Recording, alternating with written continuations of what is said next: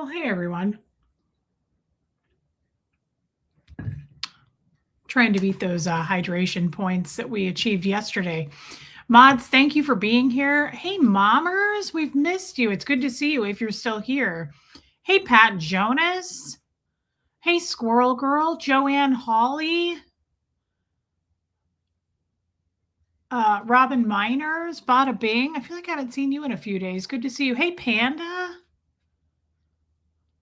Kim Ray, Nancy Stitch in again. Wow. Hey, Nance. Good to see you, babe.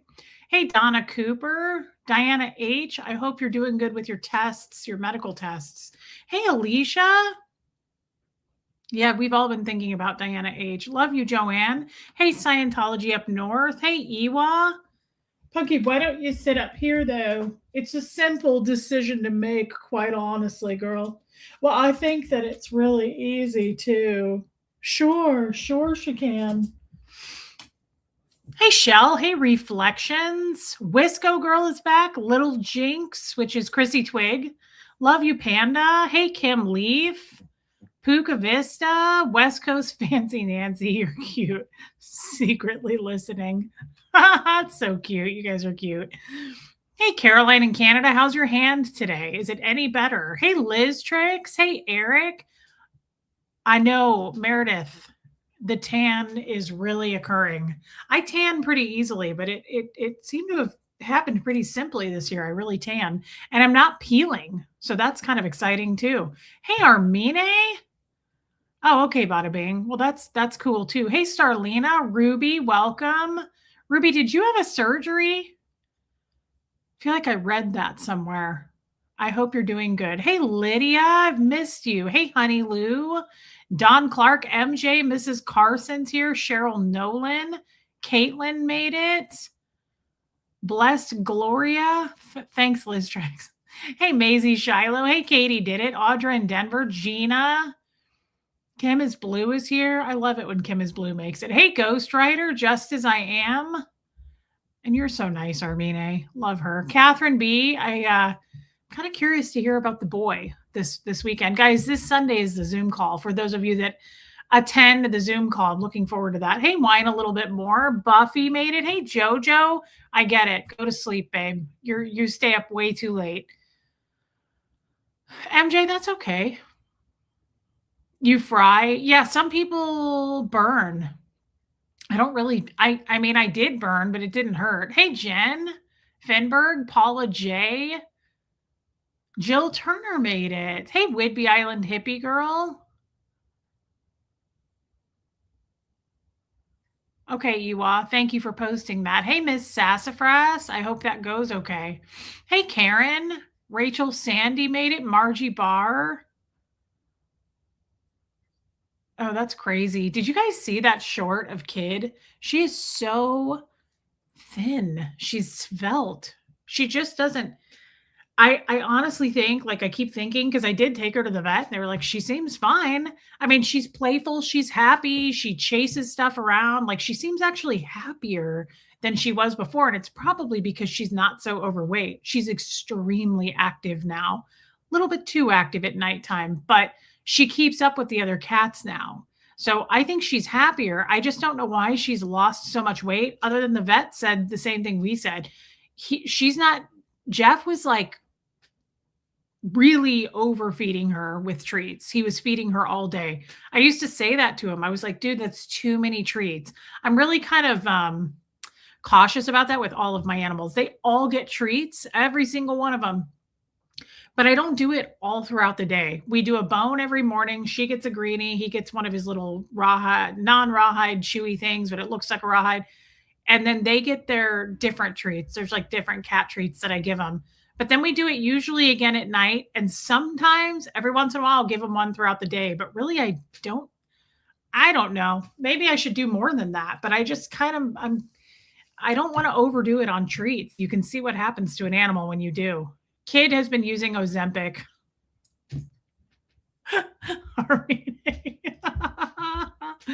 Kid's been secretly getting Ozempic delivered to the home. She's rebounding. Hey, Love and Life. That's hilarious. Guys, I have something in the crock pot. Please remind me at 6:30. I need to have Huxley turn it off. Hey, Tiffany B, I have been wanting to cook something all week. I've been in kind of a cooking mood. Cat Zempic. Oh my God.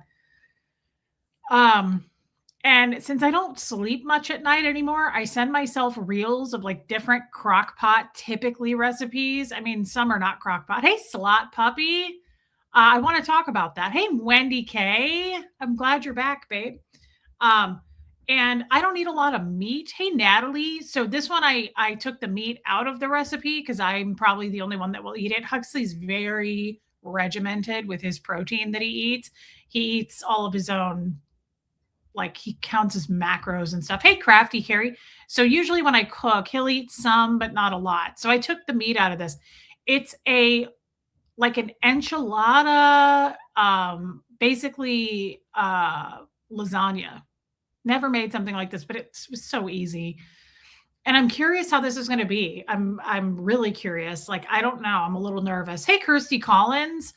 It's just you take if anyone cares, you take enchilada sauce and you just lay it on the bottom, which I love. Hey, Gemini girl, I love enchilada sauce. You lay it on the bottom, not super thick. Like I bought a bigger can, not just like a normal soup can, but a large can because that's what the lady did. And you put about a third of it on the bottom and then you lay a tortilla over it. And she mixed refried beans with softened cream cheese, which sounded amazing to me. So she mixed that. She laid it on the tortilla and then she did a layer of ground beef that was seasoned with like taco seasoning. I was like, I mean, I don't eat a lot of beef. So I took that part out and I added my own stuff. It just didn't seem like it had enough stuff to it. So what I did was I took the refried beans with the cream cheese, mixed those. I added taco seasoning to that just to season it.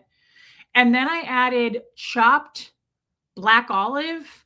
I did jalapeno and onion in the mixture because I need something more than that. It just can't be that plain. So then I laid it down and then you top it with a ton of cheese. And then you lay another tortilla and you do the same mixture, top that with cheese. And then you lay a tortilla on top of that with just some cheese, the rest of the enchilada sauce, cheese on top of that. And I put green onion on top. I don't know. Like it was kind of my own concoction. It was really not what she did. Hey Diana, it was vegetarian style. I'm doing it vegetarian style. So you top that and then I did green onion and I'm going to do some sour cream with it. So we'll see. Yeah, Robin, I was like, who cares? Yeah, enchilada lasagna. Hey, Aspire, I hope it's good. If it sucks, I'll let you know. I like spice, Marie Mary, and I like hot peppers. So I spiced mine up. Hey, I rule. Hey, Scarlett, if she's there. So I don't know. And then you cook it on, hey, FAFO, you cook it on high for 2 hours. For anybody that wanted that recipe, if you wanted to add seasoned ground beef, you could do that. You still do it on high for 2 hours. I popped it in at 4:30 on high. Thank you, Nancy. Wow. Guys love getting gifted memberships, and Nancy just gave 5 of those. Thank you, Nance. Wow. Thank you, babe. That was really kind of you. I appreciate that very much. I know they do too. So we'll see. I'll let you know tomorrow. I just felt like cooking. Are you ever in like a cooking mood? I have felt that way all week, but I haven't had a chance. I've been gone most days. But I really, really am like, I want to make something. I want to cook something. I'm not even done. Like this was simple. I want to make something more difficult. I'd like to make some kind of a casserole or Kim is Blue looking at you. I'd like to make a Greek salad. I kind of want to make like almost like a chili or a beef stew, which I realize it's hot out. But I'm a person who eats soup all throughout the year. I'm like a soup person all the time. It doesn't, even if it's hot out. What was the meat in her recipe that you took out? She did just seasoned ground beef. So I think she did 2 pounds of seasoned. No, Renee B, I forgot to bring that up to her today. Dang it. Forgot about that dress. I have it laid out on my couch too, right by the door from when I walked out. I've been gone all day and I forgot. I'll give it to her tomorrow. Thanks, Tiffany B. Does my mom eat my meals too? Yes. So I don't share this a lot, but my dad is on a feeding tube with his cancer, which means he can't eat. He'll never eat ever again. He just eats through a feeding tube. So my mom, when I moved here, was like super malnourished. She's a little lady anyway. Thank you, Wendy K. Hey, Bunny Foo Foo. Thank you so much for your super sticker, babe. It's very kind. Um, my mom will eat like, oh my god, she'll eat like 2 or 3 mini muffins and a handful of M&Ms. Like if it's up to her, that's what she'll do. So, yeah, I don't eat chicken though, Kim is Blue. I pretty much stopped eating chicken. I don't like it. I've never liked chicken and it freaks me out. I do like eggs, but I don't like chicken. And I love tofu. Um, so yes, whenever I cook something, hey Sin, I take about half of the recipe and I put it in a container and I take it up to my mom. Thank you, Reflections. Yeah, I think it'll be good, Slot Puppy, with some like tortilla chips. But yeah, no, my mom is in way better health now because I would say probably once a week, if not every other week, I cook something and I take it up to her. Even if it's like spaghetti, which I don't really make a lot of spaghetti, but my mom loves spaghetti. So even if it's something like that, I'll cook it and take the whole damn thing up to her so she has it for the week because they're so busy going to his chemo appointments and stuff. She's like, she'll eat a granola bar and like that's it. And I'm like, Mom, you gotta like you have to nourish yourself too. So I will often make things for my mom and take her half. And she's always so it's kind of sad. Marissa Martin, I love tofu. I don't cook it myself, but I love it like at a Thai place or something. Tofu has to be, it takes on whatever taste you cook it with. It's tasteless, Wendy, but it's so good. Like there's a new Thai place I discovered and they like crispy it. I don't know if they fry it, but they like put it in like this chili garlic seasoning sauce. It's really good. Like tofu in Chinese food is really good, but I don't know how to cook it, honestly. But it takes on the taste of whatever it like absorbs a lot of flavor. I love soup. Yeah. Thank you, Mrs. Carson. So now my mom is always like, I feel sorry for her. I made a beef stew a couple weeks ago and I took her up a huge container of it. And it took her about a week to eat it. And every day she was like, oh my God, this is so good. Thank you so much. It was like, she just do you like when someone is that much of a caregiver for someone else and he doesn't eat, like she just, it's not food is not important. Like she's always on the go. They're always going places like his doctor's appointments. So she just doesn't, it's not really her fault. I don't get mad at her for it, but I'm like, you also like self-care and that includes like nourishing yourself. So I just kind of took over that job and I don't expect her to do it anymore. So I'm like, I just go up there with a big container and I'm like, here you go. Here's some food for the week. I have not, Sin. Is there nourishment in tofu? I honestly, Audra, I want to say there's protein in it, but I'm not sure. I don't know the answer to that. It's a good question. Yeah, if I had to guess, you'd have to get a high quality tofu because you want to make sure it doesn't have GMOs in it. Like, I don't know. I'm not sure. Oh, nice, Marie Marion. Um, Vegetable chili. I've made vegetable chili. I like chili with meat in it, oddly enough. I will eat it, but I don't do a lot. Like if people, I don't know how much meat, how much when you make a chili, how many pounds of meat do you put in it? Uh Yadira, remind me today because we're getting toward the end of the month. I need to donate to our charity for the month, which actually was not that one. That was February's, the Gary Sinise Foundation. This month is the Canines for Veterans, Canine Warriors, something like that. I want to donate to that today. Will one of you remind me to do that, please? Tofu is protein rich. You can get higher protein versions. Okay, Puka Vista. I kind of figured someone would know. And if he can't eat, cooking for one is not easy. It needs to be something you're going to, yeah. And here's the thing. My mom doesn't have time to cook. My mom's actually a pretty good cook, but she doesn't have time to cook.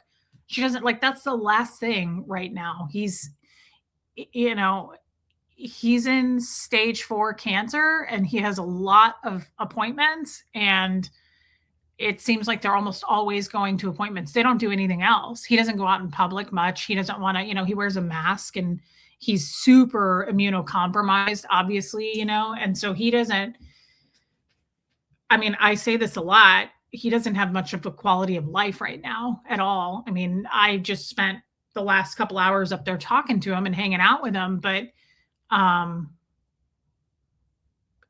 I can't, hey, Erie forever. I can't imagine it, to be honest. I think about it a lot, and I think about how grateful I am to have my health outside of diabetes. Like, I feel horrible. Whoops. Turn that off. I feel horrible for anybody that has cancer, or like Armine's husband Rafi, who's on dialysis, like anybody who has to go for constant appointments, Diana H, right? Like, there's a lot of you, and it's just as hard, I think, for a caregiver as well to have to be a part of that, and that's my mom. And so it's a no-win situation for either one of them. He's really sick, and she has to tag along and take care of him and make sure he eats and all of that, and watch him decline. And we've all probably been there. It sucks. It's horrible. And there's nothing you can do. But I do what I'm doing lately, which is putting my problem into a sifter basket like you would sugar. And I'm like sifting out the benefits. I'm like, what can I learn from this? What can I be grateful for out of this? What can I be happy about in this horrific situation? And I just keep saying to myself, at least I can go up there and see him every day. Like, one day when he's gone, I at least will not have the guilt of like, I should have moved to Tennessee. I should have called more. I should have done, I will never feel that way. I go up there every single day and I sit with him. I talk to him. I go take my walk with the animals, but I go in and I see him and I sit and talk, and we talk about anything and everything. So it's, hey, Sherry LeBrun, I at least, I feel like I have a ghost hair. I at least, in shit situations where there's no winning out of it and you're watching someone literally suffer, all I think is go sit with him, go talk to him, right? Like, all you can do, like, what's the most precious thing in this world? How we treat people, our character, right? Like how we make another person feel. Kevin Conklin, I've missed you, but also time, right? Like, we don't, hey, look at me. Hydration break. We don't have oodles of time. So that's one thing I can feel good about in a really horrific situation. You can't stop cancer. We can't reverse it. He's not improving. He's never was going to improve. And the treatment is the treatment. So we just have what we'll take, which is the time that we have. Reese, I have 2 daughters your age, and listening to you gives me so much insight as to their thinking as I get older. Mrs. Carson, yeah, thank you, Yadira. Mrs. Carson, I mean, I don't know your daughters, but I would like to believe that most kids of parents who are getting older, I think about it all the time. You know, I start to think I'm grateful for my senior living experience, like working in senior living. I'm well versed on it, on the stages and things like that. I've worked with people in hospice, palliative care, and so it's my thing. I'm happy to do it. I love taking care of my mom. I love helping where I can with my dad. It's hard, but like, I'm built for it. At the same time, I can handle the hard stuff. I can watch it happen. I think it helps that I lost my husband and watched him die. Like, I think all those things are, in a sick way of saying it, a gift. They're gifts, because this is why none of us would go back in time and be younger, our younger selves. Why? Because experience grows wisdom. It brings about growth. It humbles us, right? Like loss, even losing someone we love, it sucks. But at the same time, I feel like it makes you a little bit stronger. Yeah, Pat Jonas, it's just a waiting game. It's a waiting game at this point. And some days are harder than others. Sometimes I'm really strong about it. And some days I go up there and I can't sit with him for very long because I will break down and start crying. And so I just leave because I don't want to have those effects on him. I don't want him to feel sad. Hey, BB. So all I can say is, guys, I'm grateful. I'll never look back full of regret about it, ever. Liz Gale, 2 days in a row. I'd 100% go back in time and be young and dumb again. I would not, girl. I would not. Let me ask you this, Liz, because you came from Scientology. Would you go back and be young and dumb and be a normal non-Scientologist?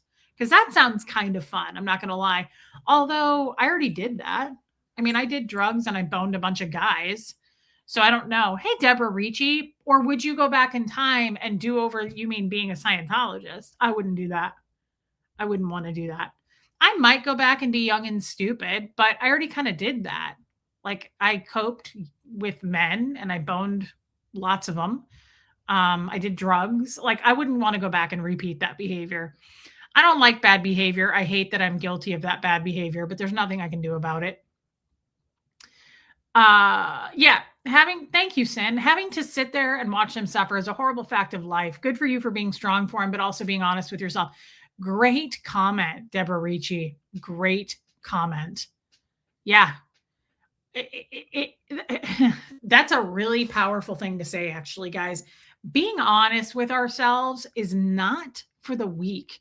A lot of people can't do it, hence the haters, right? Like, hence people who stay stuck.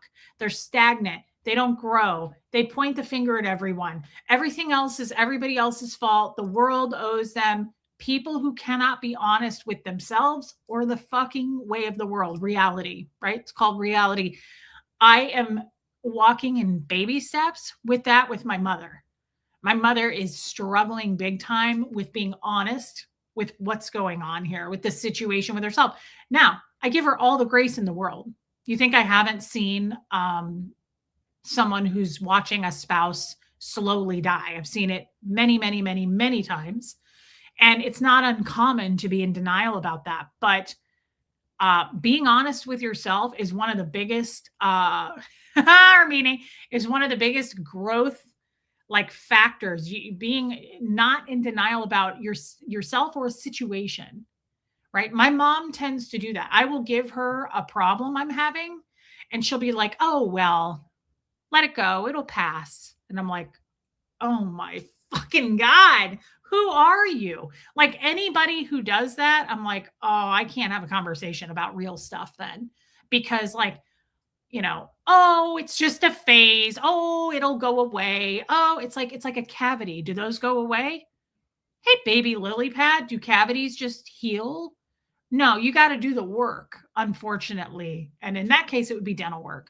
But you see where I'm going with this? Like, no, it actually shit just doesn't fall down and just get better and settle out and relax. I'm sorry, but you actually have to do stuff. And if you're a person who's stagnant and in denial and doesn't want to do stuff, then I'm going to clock you and put you on the shelf you belong on. And I'm not going to have like a lot of real conversations with you. And that's okay. I'm not like being harsh on my mom right now. It's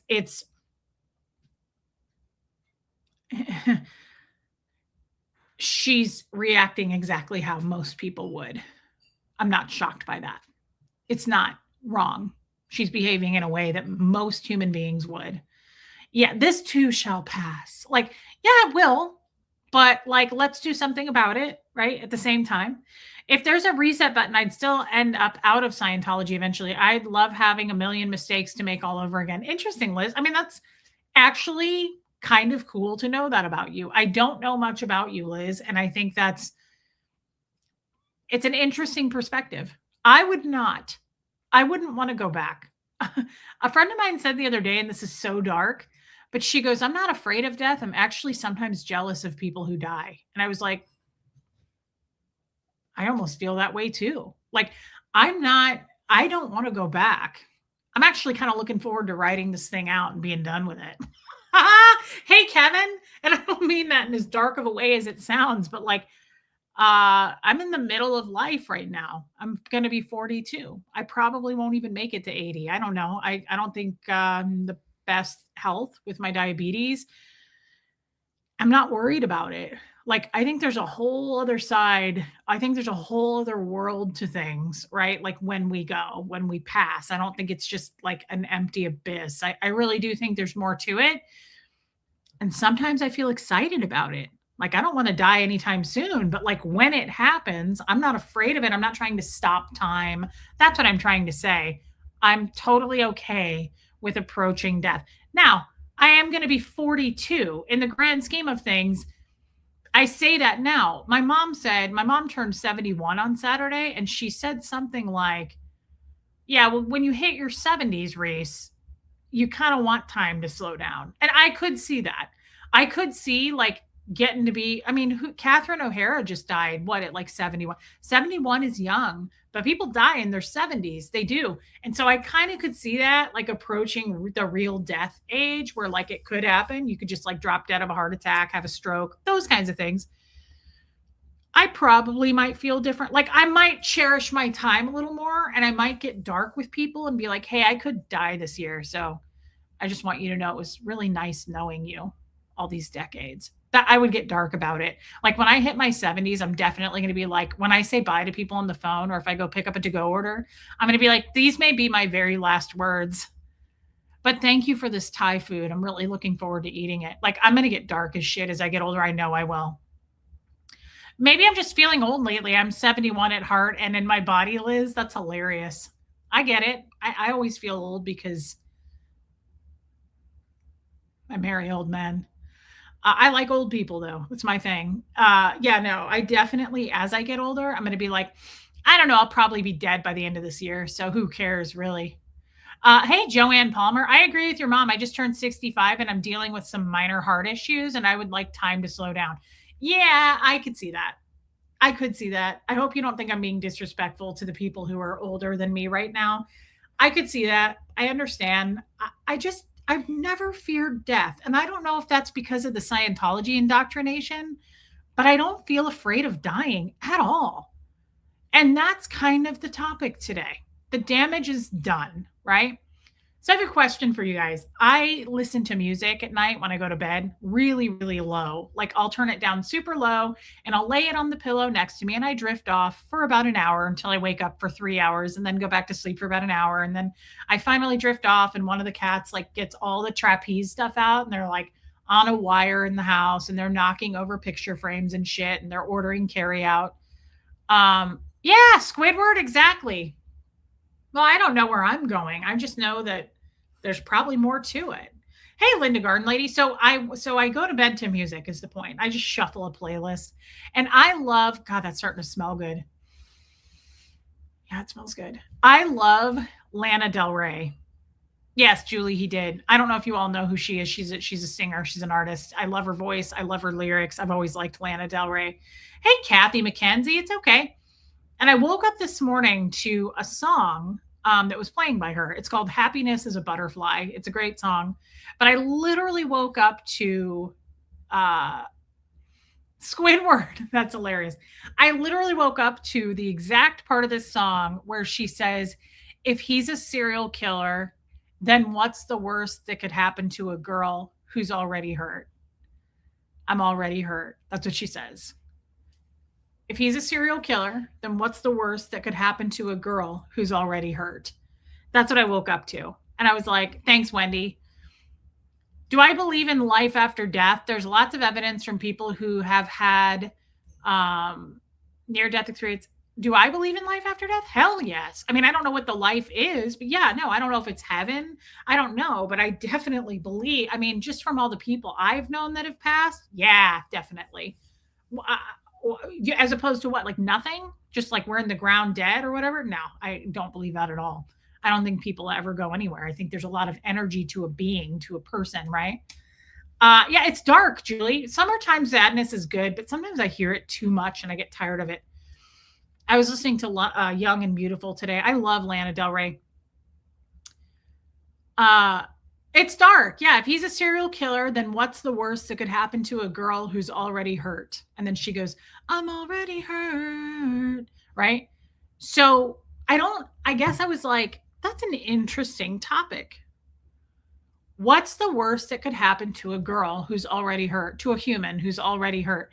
So yesterday we were talking about trauma, but like things we've been through. But as we age, like I'm about to be 42. As I get older, I feel less giving a shit about anything. I don't care about other people's problems as much.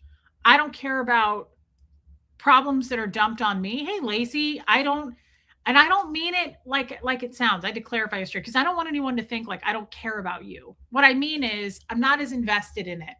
I don't feel the sting as much as I used to, right? So it's like, when someone says something to me or if someone has a bad attitude, like the Verizon guy yesterday, I'm like, not my problem. Honestly, like, yeah, my priorities are not the same, Scientology up north. Well, then I started thinking that stream was good, how we went into that. But then when I heard that lyric this morning, I was like, is that why we're so desensitized as we age? Kim is blue. All of the women in here were like, love you reflections. All the women in Wendy, exactly. All the women in here, especially yesterday, were like, yeah, we don't care anymore. Wait till you get 50. Wait till you hit 60. Like all of you were like, oh, yeah, it feels amazing. We don't care anymore. No one cares anymore. Robin, is that because the damage is done? Has anyone ever considered that? We're already hurt. You know, last week we were talking about childhood trauma, right? And I asked a whole bunch of you, and a whole bunch of you said yes. Are you shaped into who you are today? Hey, Nicole Hazelmiller, are you guys shaped into the humans that you are today? Do you think because of a lot due to your childhood trauma? And a lot of you said yes. Why wouldn't you? It makes total sense, right? Like, are you who you are today? Like all your flaws, all your weird idiosyncrasies, all your deep dark stuff, all your habits. Do you think that all formed? Now, some of you said no. I think yes, for me. Yeah, I think so. And I don't know that there's a way of undoing it, to be honest, for any of us. I think that we learn to cope with it. I think we learn our habits and identify with it and go, okay, I don't want to behave that way. I think that we are able to take a little bit of control and see it before the storm hits and do the damage control, right? Prepare. No, the crock pot's fine. I've got one more hour. Thank you, Bada Bing. So what I'm saying is, do you think that, hey, Charlene, do you think that the reason you guys aren't the only ones? When I worked in senior living, yeah, late teens to early 20s is what shaped me. That's what I mean, Squidward. I mean, it could have been younger or just up to like, yeah, our 20s. Yeah. But do you think that the reason I have heard in senior living, I've heard just all throughout my life, women like a lot of you in here have said to me, wait till you hit 50, wait till you hit 60. It's so freeing. Like no one gives a shit. We don't care. Nobody cares about your bullshit anymore. No one cares about what other people think anymore. No one cares like about your opinion, right? And I think that's a beautiful thing. I love it. I love, love, love not caring at all about what other people think. They're going to think that way. I say this a lot to people close to me, including Tommy.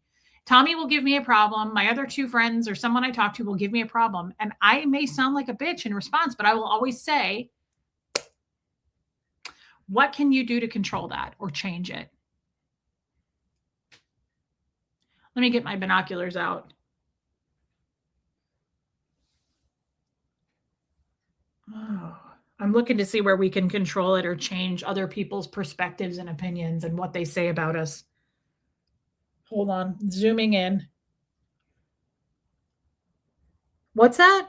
Nothing. Absolutely nothing. Hey, Ruth Betts. Hey, Crafty Grandma. What other people think, you got to let them be wrong. Hey, Looped Tape. I haven't seen you in a while. What other people think about you, say about you. I see so many people currently in life and in past years go, she said what? But that's not true. I didn't do that. Right? Once you become a YouTuber and people are like, I've got the receipts right here, especially if they're the ugliest motherfuckers alive and look like a garden gnome, you just learn to not care anymore. You just learn to go, okay, not touching that problem there. You go ahead and set that on fire, little gnome, and no one's going to care. Like, no one will care before. No one's going to care after you're done either. Hey, Maine, where the hell have you been? Love you, Maine. Mommers, I love you if you're leaving. Thank you for coming in. Hey, Sigrid. I think life smacks you around so much that you just don't care anymore as you get older. I think that's true, but I have questions about that. Do you think it's because of that lyric from that song? I mean, it's dark, like Julie said. If he's a serial killer, then what's the worst that could happen to a girl who's already hurt? I'm already hurt. Uh, that's okay, Maine. I was just putting you on the spot. Love you. Do you see what I'm saying about that? Like, she's right. The damage is done. Hey, Jen again. I'm still learning how to let shit go, but it's difficult and necessary. Yes. So it's hard. Jill Turner, it is. It's hard. It's a habit to break, really, Jen. It is such a difficult habit. I think some people really like, I know people very close to me who I am not on the same page with at all anymore. I hear people and they'll be like, "What will everyone think?" And I'm not talking about YouTubers. I'm talking about like just people in my real life, immediate life. They'll be like, but what if they like people worry so much about what you're going to think, what I'm going to think. I guess it's judgment, right? People worry so much about that. And I catch it every time. I'm like, what do you mean? What will they think? Who gives a shit? That's where I'm at. I'm like, who cares? Honestly, like, uh, you can't stop it. You can't control it. And you've got Joan Marie, I've missed you. You've got to let people be wrong about you. It's a major insecurity, but MJ, it's kind of across the board human behavior to worry about it. No, Philip, right? Good to see you though. But you're also, as you age, you are able to identify very quickly what's no longer important. So you have less and less. Yeah. So Kathy, that's what we were saying. Like your priorities change big time. Your priorities change. It's amazing getting, hey, Mama Bear. Is that a different Mama Bear? It is. She spells it differently. Welcome in. That's crazy. It's amazing getting older because by that time it's not worth it at all. Trouble causing a rift. Just walk away. Well, let me ask you this, and this is dark too, and this seems to be a dark stream. Imagine your life turning upside down, right? Like either you're in an accident or you're diagnosed with something horrible, or you're just on your deathbed because you're 95. Well, there's Jennifer Folsom. Love you, babe. Not always talking buzz off haters. Jennifer, I love you. It's good to see you, babe. Thank you for coming in. Thank you for the super chat. Wow, that was really nice of you. Imagine, I hate to do this to you, but like imagine something really horrible, right? Happening to you or your spouse or your child or whatever. I hate to say that, but like imagine something terrible. Or just being on your deathbed. Am I the only one that thinks about shit like this? Yeah, Ewa, am I the only one that thinks about this kind of stuff? Like, I always try to zoom out and look at the bigger parts of life. So, like, wow, you've been lurking for years. That's insane. Can you believe it when somebody lurks for years? What a joy to have you here. And I hope that you'll hop in more. Hey, Jessamine, right? So, it's like Liz Tricks. I'll use her as an example because she's shared it here. She's had breast cancer and she beat it. She beat it. She doesn't sweat the small stuff anymore. Imagine being on your deathbed or again, something life altering in a bad way. Hey, Lisa Renfro. Hey, Angel K. What? Hey, Aloha Suit. Like, I just think, are you going to lay there and close your eyes for the last time and be like, God, I really hated those haters. They really affect, like, who cares? Or I hated what so and so said about me, or people strangers on the internet. Like it's, hey, hot mess, you've been lurking for years. I thought you were brand new. God is the answer to me too. Not for everyone, but I don't want to push that on people. For me, with age and experience comes knowing exactly who I am and my worth. It's not that you don't care, but you control how much you let things affect you and move on from there. I don't think she's probably still typing. Do you guys consider this stuff or is it just me? Do I just go down like some dark ass paths? Like, I just think, are you going to worry about that when you close your eyes for the last time? Are you going to be like, oh, I wish people had thought differently of me? Who gives a shit? I'm sorry, but once you're dead, you got a good couple of weeks before people stop talking about you and just completely forget about you. I don't know. It just doesn't seem that important to me about like, People, I still get emails every once in a while. That's really slowed down, but I'll still get a few emails trickling in of people who are like, "Hey, I just want to let you know there's some scary, ugly man with no teeth that talks about you." And I'm like, I know. Like, it's okay. I don't, what do you do about it? Who gives a shit? Who cares what some really ugly racist thinks of me? What business is that of mine? Right? Am I going to close my eyes on my deathbed and be like, oh, curse that man? No, I'm not going to give it a thought. Happy days. Yeah, there's a bunch of crazy ass people on the internet. Reese, me being 65, you're 65. You do not look 65. Just doing things that I enjoy in life. Yes, I smoke. Yes, I drink. Planning my second trip to Japan in October. That's amazing. Hey, SoCal Joy, good for you, mommers. And again, I'm happy to see you. Yeah, live your damn life. I might take up smoking when I get older. Light it up. Let me look and see.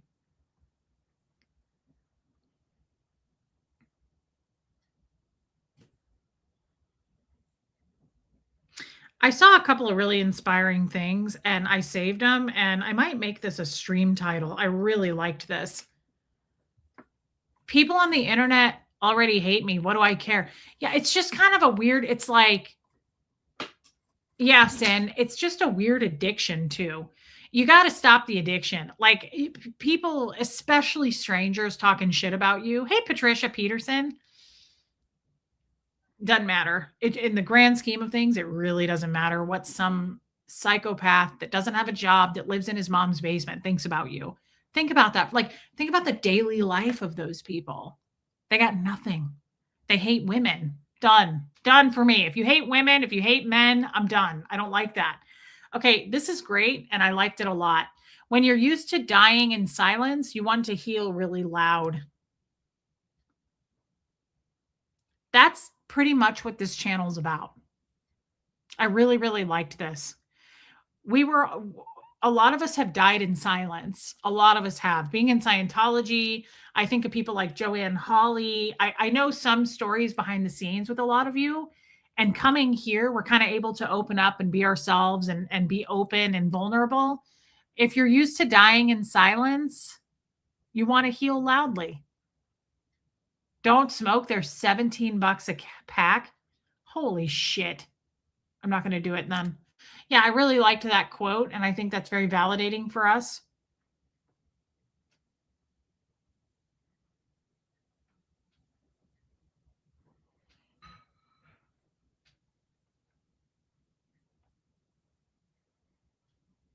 This is some depressing shit here too. I saved this. That's depressing. People have beautiful things to say about you, but you must die first. I know that's dark, but it's kind of true. Hey, Stacy Toms. Did I just drop that? It's kind of depressing, but it's also, hey, Daft Woman. It's depressing, but it's also inspiring in a lot of ways. You know why? Because if you look at it on the bright side of that you must die first, it takes the pressure off of just be happy then. Just Aileen, I've missed you. Just live your life, right? Like it's true. People will say nice things about you, but you have to die first. I want you guys to really think about that because it actually hands you a lot of power. It means, why don't you just say nice things about yourself then? Why wait till you're dead for people to say it? I don't need people to validate me anymore. I used to be very addicted to that, especially men, like validation from the masculine. Hey, Millie. I think a lot of people smoke weed in this chat. I think. I'm not entirely sure about that. It's illegal here in Tennessee. And plus, I've never liked it. But I don't like being chill and relaxed. If you haven't noticed, I like to be, I'm more on my feet kind of a person. I do not like feeling out of control or like super chill. Hey, DS Kitty.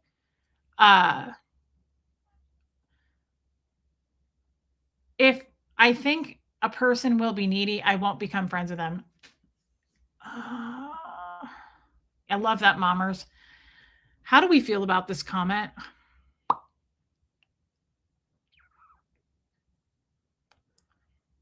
Alicia, Say nice things about me. Please don't lie at my funeral. Oh my God, Alicia, you're ridiculous. That's the funniest shit I've ever heard. Solo traveler, welcome in.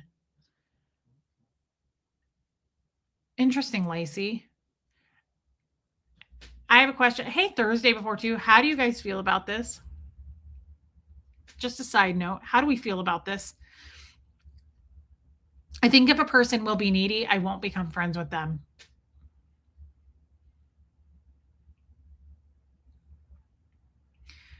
Do you feel yes or no on that? Thank you, Charlie Krat.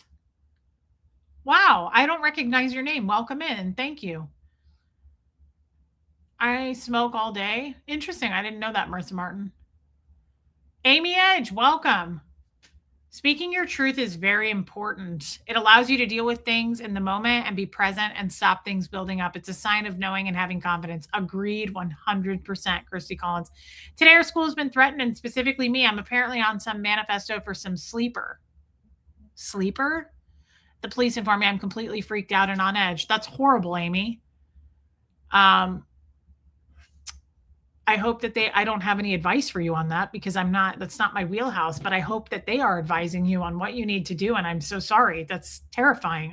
I don't entirely understand the comment. I don't know what sleeper means, but I'm sorry, babe. And we care. I just don't know what to do. Some people are draining. Know your limits. That's good, Debbie. Hey, Tennessee girl. I can't always tell if someone will be needy or not. Sometimes needy people can become helped by someone and therefore less needy. I don't want someone stuck to me like glue. I'm the same way. Sleeper cell? You have to sleep in a cell? I don't understand. That's horrible. Hey, Noelle. Yeah. I've had too many people in my life where I couldn't set boundaries, so we just fought. I would probably still become friends, but keep an emotional distance if they became too needy. It's hard to have needy friends. No way to any time if someone is chronically needy or just needy now. Needy person is my gray area. I really have a hard time with it. I have to take some people in small doses. Yep. I had to lose a friend because she was so attracted to drama. It was emotionally draining. Yep. Me too.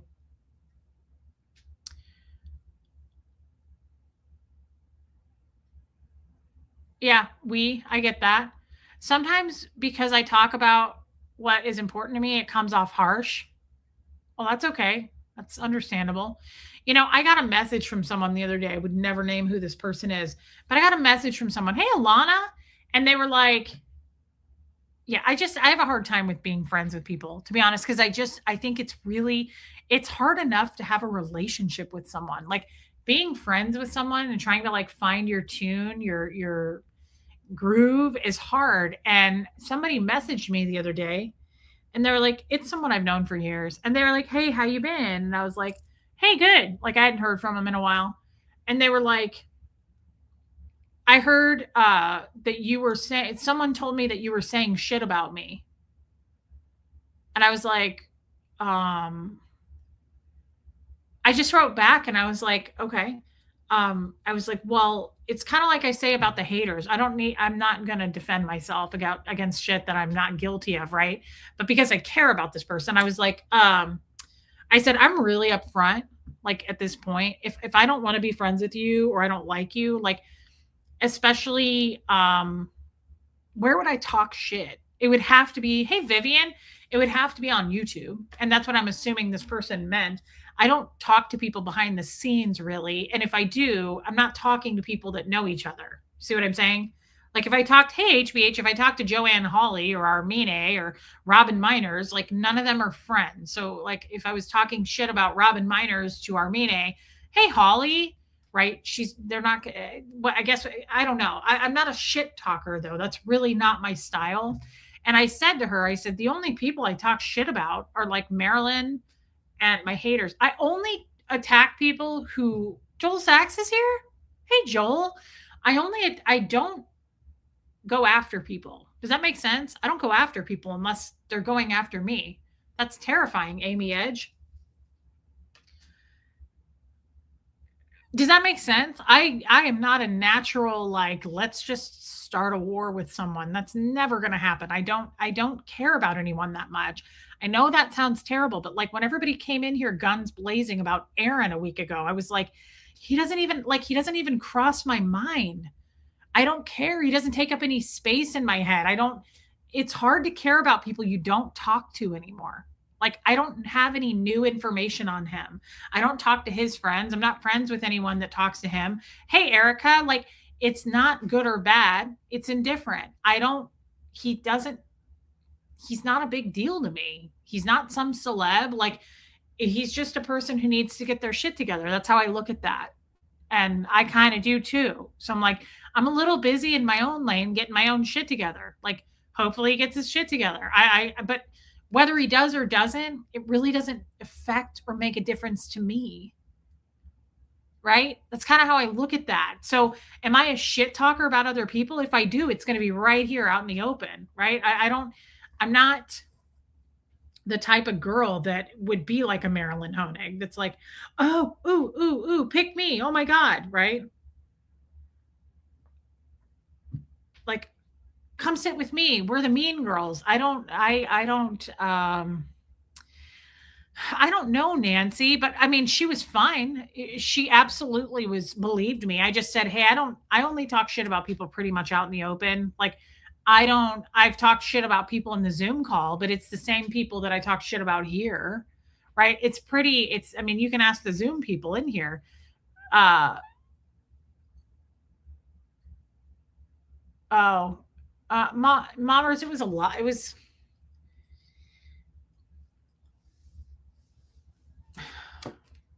I don't really know at this point. It was a very uncomfortable feeling.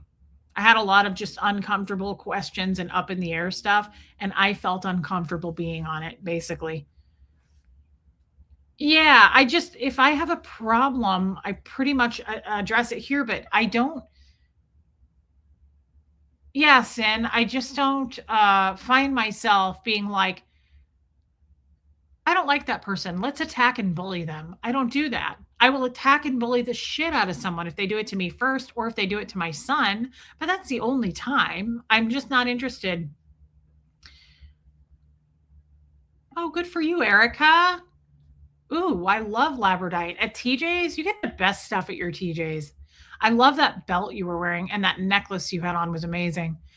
Some people just assume that because you were friends with him once, you are still and have missed everything that happened in between, or they assume all ex Scientologists are friends. I don't know that people assume that at all. There's such a shit slinging on the internet about that. I don't know that people who could imagine all of us are friends. Um, it's okay, mommers. I just didn't even really know what to say. It was so long ago. And again, I'm trying to communicate something. I don't feel like it's coming out. I don't feel one way or the other about that scenario. I know a lot of people have been divided up. The crowd is divided up on how they feel about Aaron or Aaron's friends. And I think you can see and make your own decision on that. It's very much like Dolly Parton when the guy was like, "Who'd you vote for?" And she was like, "It doesn't matter. Who cares? I'm an entertainer. I'm here to entertain. I'm not stupid enough to like, I don't really want to be like, go unsubscribe, but subscribe to this person. Don't like this person." Like, you can make up your own mind. If you can't see shit out right there, it's put all out for you, right? I don't know that I need to tell you otherwise. And if you love Aaron and all of his posse, then we support that too. I just don't really give a shit either way. She was found, pretty sure.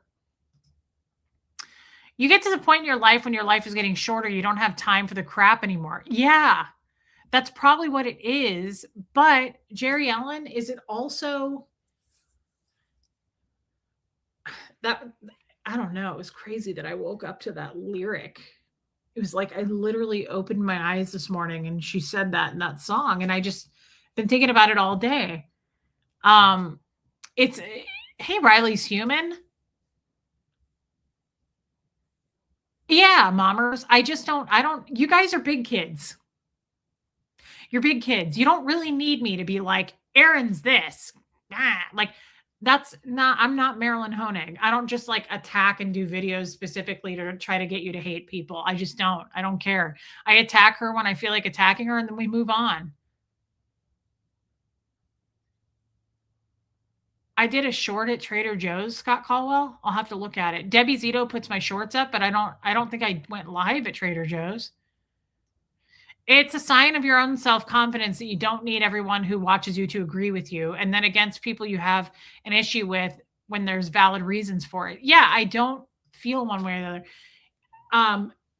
But I also wonder, the more drama and shit slinging and stirring as we age, I don't have a Trader Joe's bag. I mean, I have the paper ones they give me. I definitely don't attack unless I'm attacked, for sure. Yeah, you have to provoke me. I'm not gonna come after anybody. Uh, Fab Daddy, you misinformed me, Reese, of your channel. Why? You're gonna have to go into more detail. I feel like that's a passive aggressive thing to say. So if you have something you actually want to say, please do so. It's nuance like life. I came to a point where I choose not to take other people's crap. I have my own stuff to deal with. Yes. Send me too. But do you guys feel that way? Do you think it's because we're already hurt? Right? Is that why? Are we already hurt? That we just, by the time we hit 40, 50, 60, especially women, because we process shit differently. We just do. We're a lot more mental, right? Like we talked about that yesterday. Women are psychological more. Do you think that by that point, we're already hurt? It's like you become so desensitized, you don't give a shit anymore. And why do we not give a shit? I just wonder if it's because it's like we're already hurt. What could be worse? If he's a serial killer, then what's the worst that can happen to a girl who's already hurt? Right? We're already hurt. That's kind of how I feel about that now. Like when people come at me and they're like, there's some really ugly, toothless man making videos about you. I'm like, he's too late. I went through almost 40 years of Scientology, right? My father was so aggressively abusive with me as a man. What do I give a fuck about some stranger on the internet that lives in his mom's basement? You're too late, dude. I'm not hurt by you. I'm already hurt. Like there's really nothing you can do about that. Where was Joel Sachs? I stopped worrying what anyone thinks anymore. It's too complete indifference to me. If someone doesn't like me, I haven't done anything for anyone to hate me. It's their problem. Exactly. Joel Sachs nailed it. If you hate me, like Fab Daddy coming in here with that weird comment, like, oh here. But I asked when I came into this channel, what's it about? It's not what you claimed. It's kind of drama. Well, then why are you here? So this is a great example. It's unbelievable to me that people watch who complain. You're literally in a restaurant right now, Fab Daddy, going, this place gave me the shits and I shit myself all the way home. So you told me you weren't going to make me sick and I ate food that was bad. Why are you back? Don't you think that your choice to come back is your choice? Why are you putting it on me? If it's not what you thought it was, why did you come back and ask the creator, why is this not what I thought it was? Mods, don't block this person, please. Do you understand? I'm putting it back on you. Ask yourself the question, why are you here? Why didn't you be a big person, an adult, and an emotionally mature person and go, she isn't who she said she was. This isn't what I thought. There's a little X button somewhere where you just leave. Do you really go into a restaurant that you hated and say, why is the food not good here? This is a great example of human behavior. What the fuck made you come back if you don't want to be here? Of course they're trying to stir the pot, guys. I see through this comment. I'm just making a point. I'm trying to be more literal here. This is every hater right here. Every hater literally will type up, like, they'll go to the hater, I don't need your watch hours. Thank you, Fab Daddy, and goodbye. Have a good evening. I don't want the watch hours. I mean, thank you to the haters for watching, but Nobody watches me closer than a hater. It's crazy how many of them are like, I can't stand when she brings this up. I can't stand when she says this. Are you out of your fucking mind? That's like saying I hated that movie. Let's watch it. I have better things to do than go into somebody's stream and go, this isn't what I thought it was, and you lied to me. Are you out of your effing mind? Whose problem is that? Why would you bring your problem that you do not like the content to me? Do you want me to change it for you, Fab Daddy? You don't like the way I cooked the casserole, so you're not going to eat it? Then don't fucking eat it. Beat it. Get out of here, right? Like, I don't need your watch hours. I don't need your subscription. Fuck off out of here. I don't understand. Why would you put it on me? Why is it my fault that you don't like my content? I don't create, I only watch. But why? Why wouldn't you just find a channel you like? It doesn't make any sense to me that people would come in here in a room full of 270 people. One guy comes in and says, you lied. This isn't what I thought it was. This isn't what I thought it was. We don't do any kind of content here. We just go where it goes. It's real life. We talk about mammograms and taints and relationships and annoying children and shitting our pants. Scientology, evil people, ugly people. Like, we do it all here. So I don't know what you thought it was supposed to be. I don't know what I thought it was supposed to be. We go where we go, right? But what is it that you're expecting this to be? Was this a cooking channel for you? If it's not for you, then you back out and you leave. And I recommend you do that in any kind of a situation, right? If you're in a place and you feel like you're in danger, hey, Molly Moon, leave. If your gut tells you, thank you, DJS, if your gut tells you this isn't for you, then by all means, get the fuck away from that danger. If this channel isn't for you, why on God's beautiful land would you come in here and say, this isn't for me, but you said it would be? Why is that my fault? Do you not have any accountability in choosing what you like and watching it and turning off what you don't like? You know, it's a simple click of a button. Hit unsubscribe and go find some place that you do like that's more honest and truthful. But why that's on me, why that's my fault that this isn't what you thought it would be, is fucking unstable to the extreme. That would be like getting a job and being 3 to 6 months in and going, my boss told me I'd be doing this, but now I'm doing this. Then fucking quit or shut up. But you always have a choice. And I can't make that choice for you. Right? I can't make you understand what this channel is about. If you don't understand what it's about, then clearly it's time for you to move on and find another sandbox to play in with other people.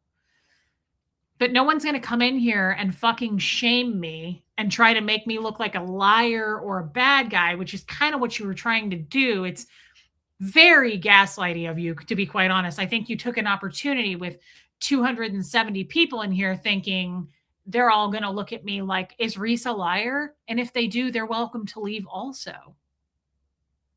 But I think because the content isn't what you thought it was going to be, doesn't make me a liar. It actually makes you look like a fucking fool for coming back to the restaurant that made you have diarrhea.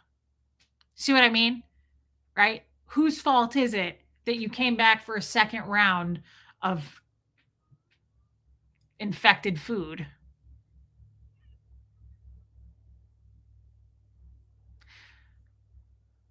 Most people would say, dude, that's on you for going back to eat there. You knew it made you sick. Why'd you go back? So whose fault is it? Am I the liar because this isn't the content that you wanted to enjoy? Holy shit. There's tons of channels on YouTube. I suggest you find another one. But nobody gives a fuck, especially me, about your watch hours. I don't care about any of that. I will, we talked about money the other day, right? Like if this doesn't work out money wise, I'll go make money somewhere else. I can always make money. It's not the end of the world. I'm not desperate enough that I need watch hours and I need people like you to stick around. I'm not loyal to people like you. I'm loyal to the people who want to be here, who support me, right? No, Tennessee girl, he's not worth my time, but I love when stuff like this happens because it's good to make an example of this kind of a thing. If you don't enjoy something, you always have a choice and you should leave. Always. If you're at a party that makes you uncomfortable, get the hell out of there. If you're on a date where the dude or the woman is being fucking weird or they're getting drunk and getting inappropriate, leave. Yadira, can you what? He's not saying anything. There's no need to block this person. They left, I think, on their own.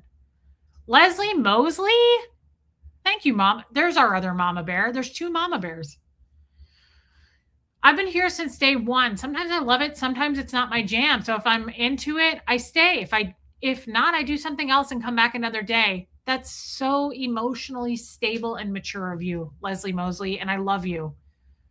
Do you think I expect every single one of you um to enjoy the stream every day?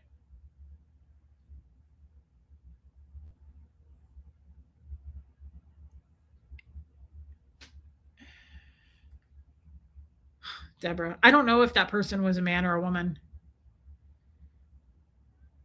Hang on.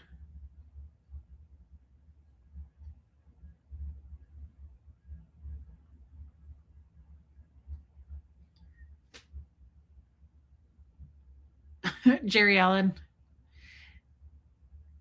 Sorry, I'm multitasking. Sorry, guys. And Liz Tricks, you gave me a super chat, didn't you? So did West Coast. I think it's more you have gone through things before. You have learned what battles to fight and when to walk away. That's a beautiful statement right there. And thank you for your super chat. Yes, yes. Hey, Wendy. Uh, thank you, West Coast. Right. That's what I thought. That's what I thought. We're not saying anything anyway. Thank you, Yadira. And I'm not kicking that person out, by the way. It may have sounded harsh like I was. Thank you, Nancy. And I love you too. It may have sounded harsh. That person's welcome to stay, but why would they? Like, yeah, guys, there's too many real life things going on. I mean, we just talked about cancer. There's too many real life things going on. If you're going to get upset over a content creator and not feeling like their channel is what you thought it was going to, I mean, hey, Neptunes, let me ask you something. Have any of you watched like a real show? Like, I'm a real person. I don't know if you know that, but like a real show, like a real celebrity, a Netflix show or something, and you didn't like the show. Do you write to the producer or do you write like to Netflix? Do you take it up the line? Do you reach out to Ben Affleck or his agent and say, like, I'm just disappointed. That movie was really built up. I was excited to see that show and it sucked. It tanked, right? No one liked it. Do you reach out? Hey, Holly, do you do that? Like, do you reach out to Jennifer Aniston? Right? I don't understand. Like this, if it's not, I'm a real person, right? So I don't go on a script. This isn't a real show on Netflix. No one gives a shit who I am. I'm not a celebrity. I don't get paid like one. So if this isn't for you, this is just YouTube. It's just a fucking fishbowl, right? You just hit unsubscribe and you move on with your life, I guess is what I'm trying to say. The only time there is drama here is when there's people like him that come in and try to start drama. Oh, 100%. And I know that's what that person was doing. Like, guys, yeah, Sheila, there probably are. that's what sadly has kind of come of our world. Hey, Joyce Drager, right? I've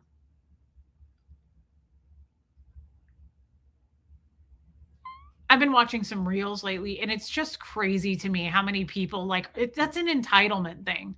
I've seen people go into, they like film it, they'll go into restaurants and they're like, I want to talk to a manager because the food was terrible. Move the fuck on with your life. There's bigger things going on. If that's how small of a game you're playing, you need bigger things to do. You need more things to do. Quite honestly, like somebody needs to give you a job. You need to go volunteer somewhere. You need to go touch grass, as they say. You need to go laugh with a child.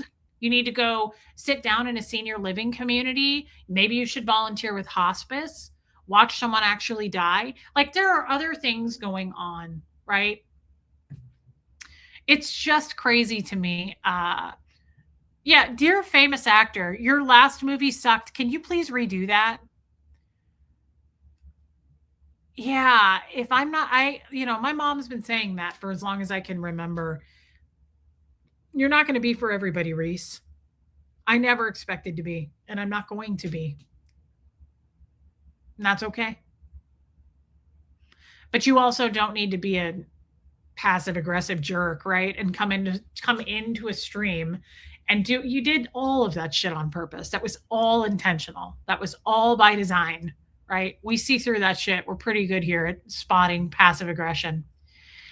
Thank you, Joanne. Thank you, and I love you. Thank you for the super chat.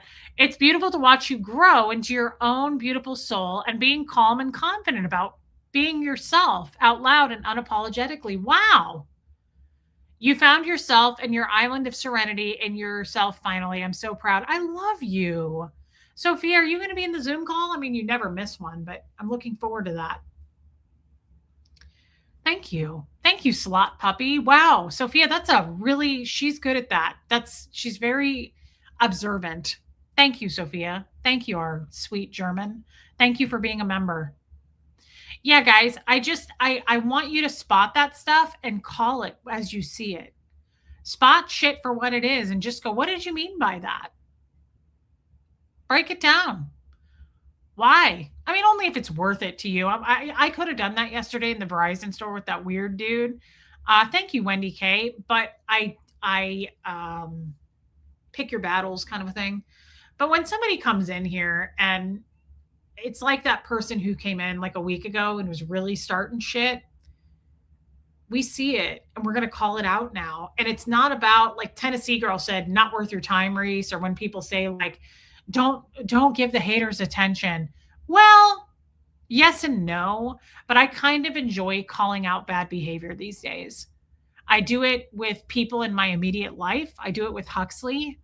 I do it with myself, right? I absolutely will say something in here or in my life and go, oh, that was shit behavior. I got to fix that. I got to go apologize to that person. So it's not like I'm above it all, but I don't know that it's giving it airtime as much as, to me it's worth it because it's calling out shit behavior. And when people are passive aggressive, that's the best time to actually do it because I love saying to people, what do you mean by that? What does that mean? Can you break that down for me? You didn't mean to be passive aggressive about that, did you? Put people, like, call them out if it's worth it to you. Hold on, I'm going to blow my nose.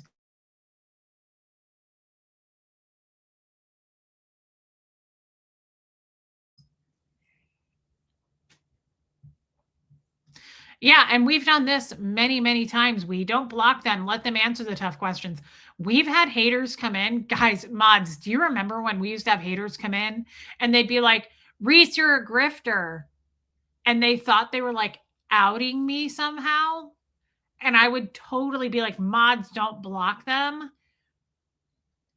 And we would have like a back and forth. It was like a ping pong. And I'd be like, wait. So why am I a grifter? Do you guys remember that? I kind of miss that shit.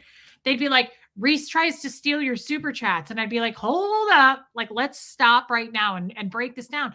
I love talking to haters about how I'm Jessamine. I love talking to haters about how I'm a thief and a con artist and stealing your money. Like it's actually kind of fun to do because they've not one of them has ever had the receipts, one, but also they can't ever give answers. When you hold them to it, they don't have any answers.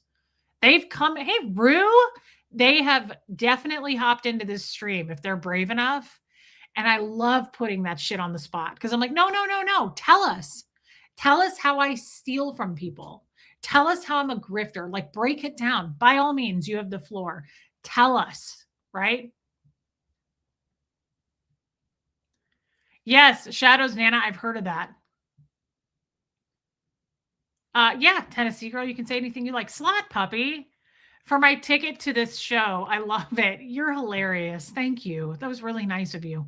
Thank you for the big super chat, my friend. That was very kind. Oh, so you're flying into the States, Rue? Going to Chicago for a month to care for my mom. I hope that goes well. Okay. Like, if you don't mind, if it's not too private, let us know how she's doing, how you're doing.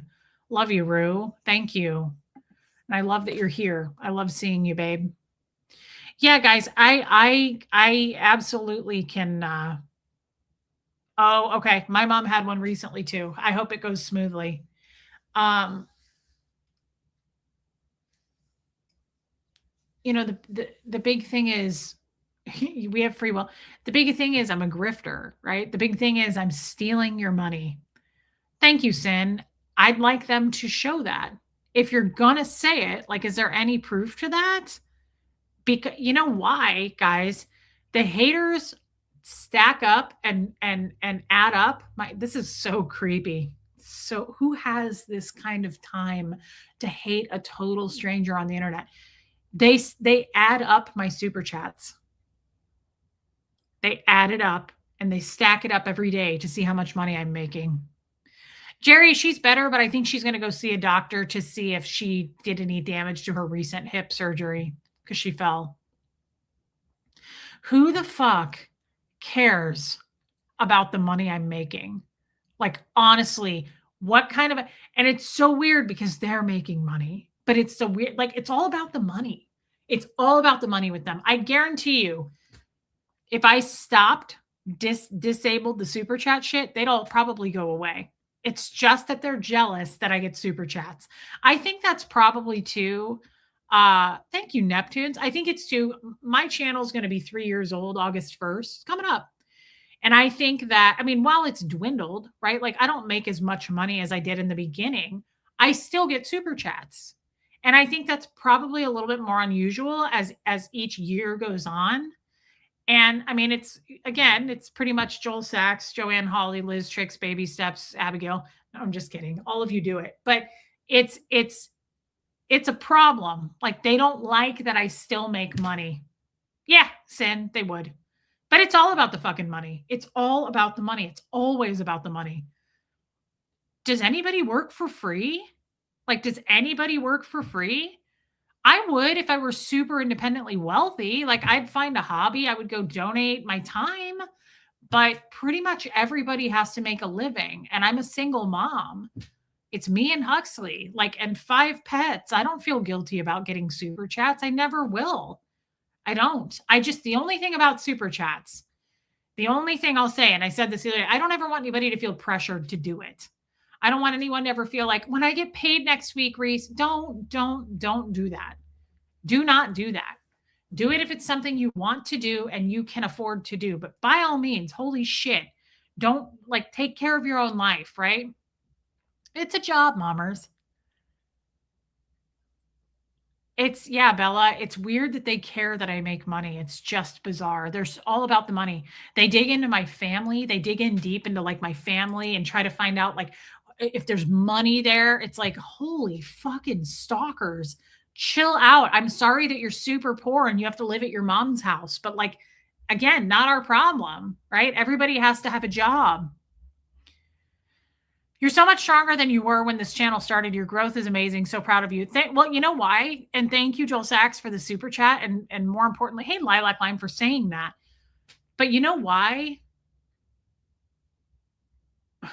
Do they know how to convert the South African super chat money? I'm sure that they Google it. Because of you guys. Do you guys ever notice a lot of you say that? A lot of you say that, like, you're so different than the very beginning. You're so much more confident.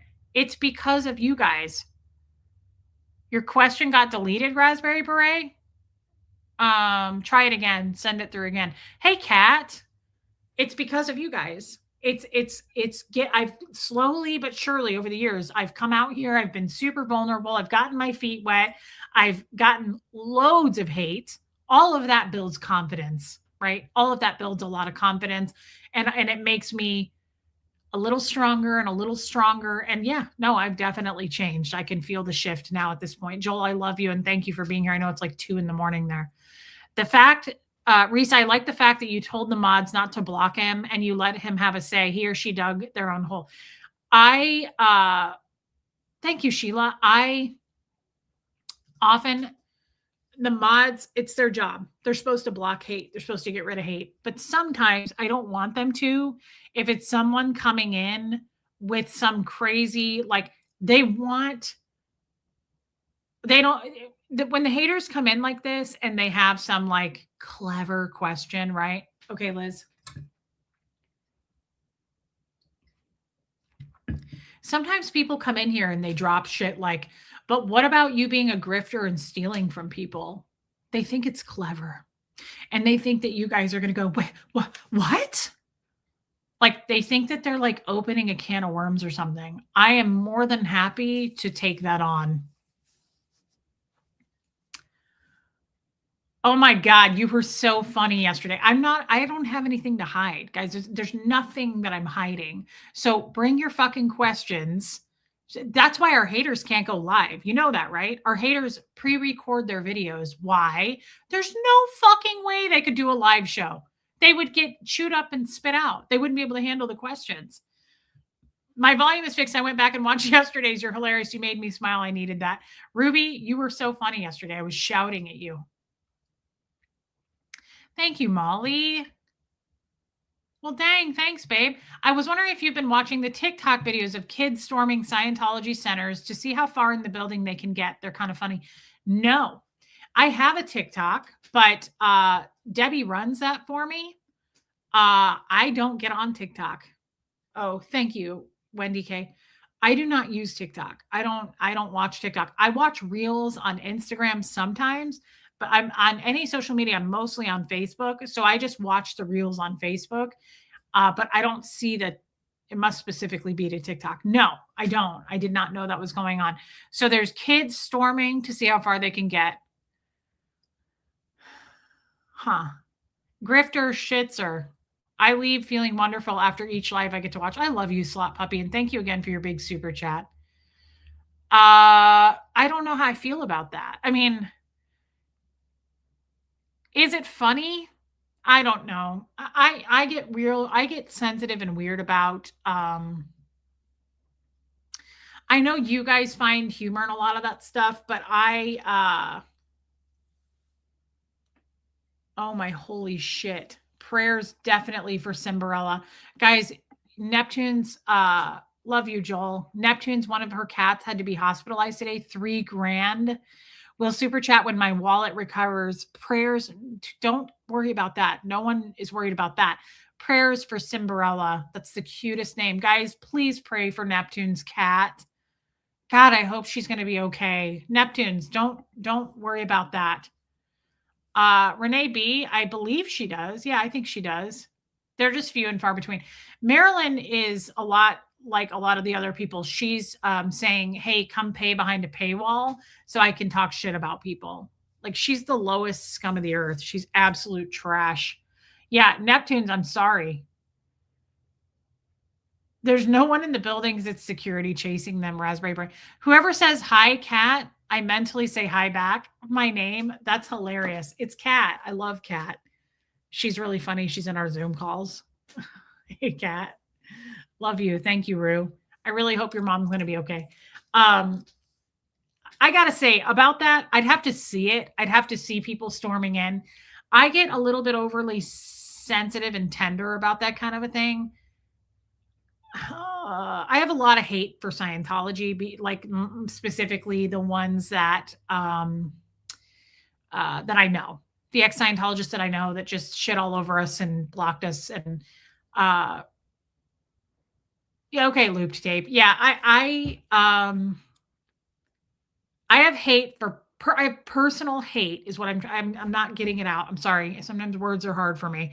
I have personal hate for the people who have hurt me personally. But I don't agree with um trying to scare Scientologists. I don't agree with, and I haven't seen it. So I don't know what they're doing. I'm not trying to call it out. I haven't even seen it, right? I got to see it before I can judge it. But I don't agree with trying to scare people or name call them or, hey, Hope, uh, call them. I don't like that kind of protesting. I went and protested in Clearwater a couple of times. I just recently protested in LA. You can have hate for people and yet be respectful. Yes, yes, mommers. So it's a tough space for me because, hey, Susan, I hope this house sale is going better. It's a tough spot for me because I came from Scientology and I know the rest of you are kind of more cutthroat about it, which is okay. I understand. A lot of you are like, fuck Scientology, fuck all the people in there. I don't feel that way. They're human beings. They are very, very delusional. They're very indoctrinated. Um, and a lot of them are bad people. I'm not going to lie. I love you, Hope. Thank you for being a member. You're a little angel. I love your face. So like going in and being threatening or scary or intimidating or Jeannie, hey, I love you and Tommy. Love your live content. I still get giggles remembering your post about walking into a fart. That's so cute. Jeannie Stewart, thank you for being here. That's adorable. Well, what is it anyway? Good Lord, girl. The problem is that Scientology has the top of the line face recognition. Now those kids, people will be on their trespassing list. That is a problem, but it was a choice they made, right? Like they should be trespassed. I would never run into a Church of Scientology like trying to be disruptive and screaming at them. I went in to a church with Aaron like a couple years ago. And if you remember, I got kind of freaked out and I was like, do you know who he is? And they were like, no. And they asked us to leave. And the security guard came and I was like, I'm just trying to find out some information. Like I was kicked out. I'd love to know some answers. Like I wasn't coming at him trying to be like disrupting everything. You've never attacked someone first here. Don't understand the hate. No, I don't. But I will attack the shit out of someone who attacks me. Really, Tawny? Thanks for your take on it. I never thought of it from that perspective. There's no screaming or yelling, just running in to see how far they can get. So to me, that's just like pushing for what reason? Raspberry Beret. If it's not yelling, it's like, okay, it doesn't, but it's still aggressive. It's to me, it's still aggressive and it disrupts people. Okay, thank you. I actually am going to let it go a little past 6:30. You know why? Because whenever I cook food, I like it a little extra cooked.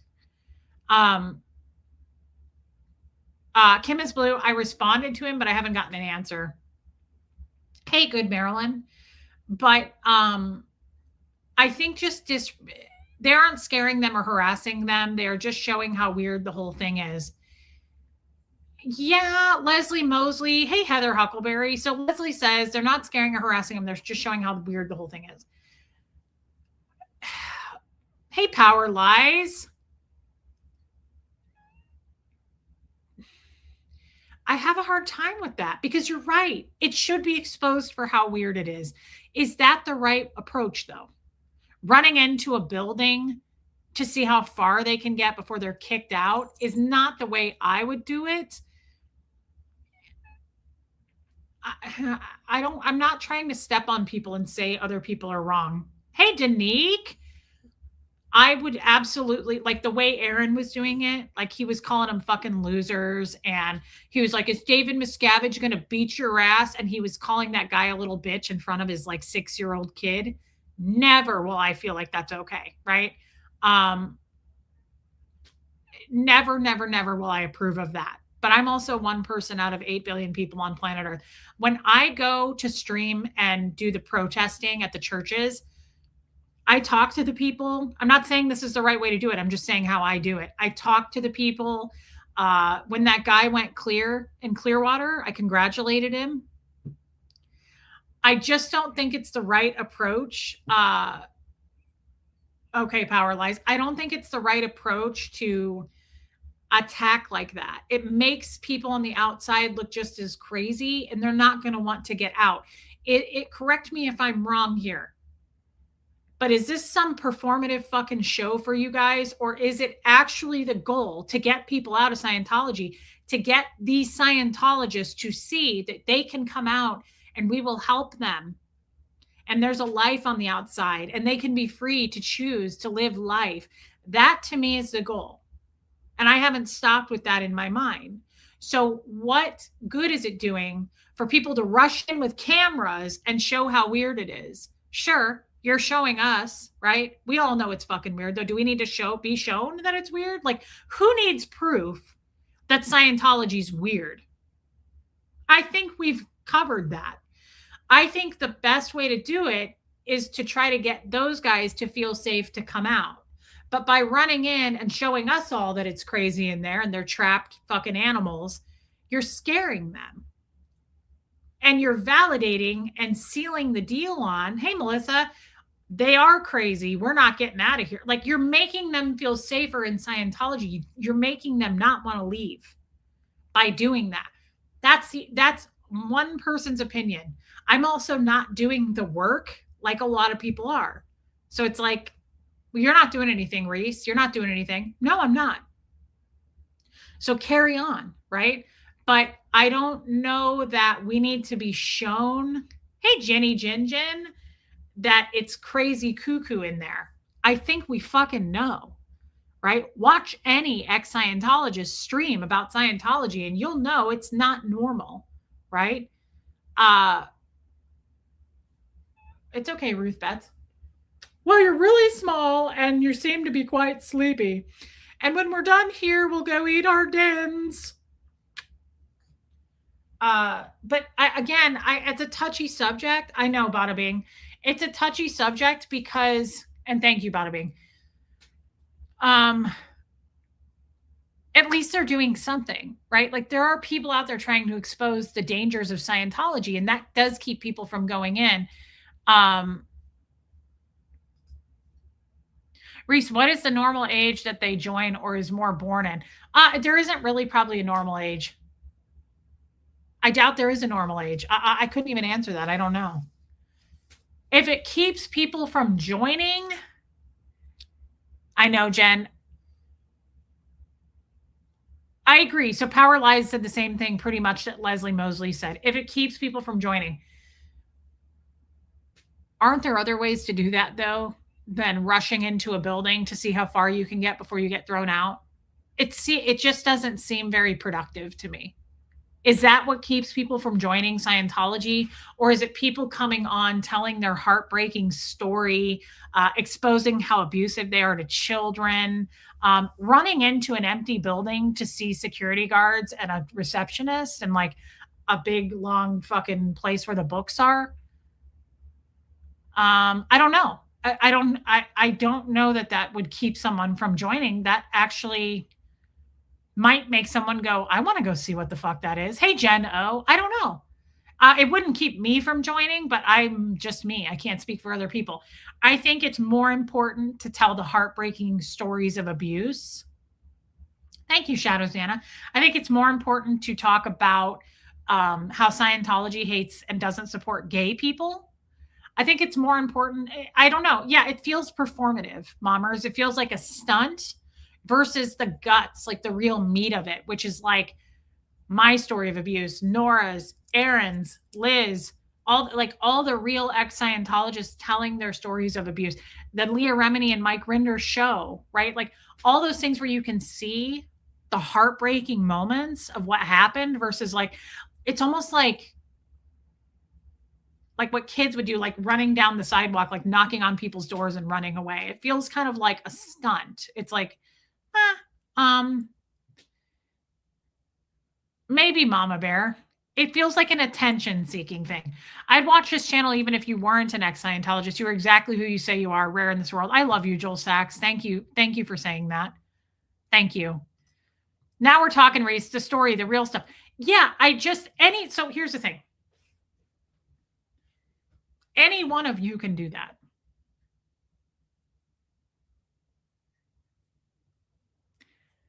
Oh, Lord, no. Watch whatever you want to watch. I support you in whatever you do, Raspberry Beret. I wasn't trying. Hey, Pat Kimbrell.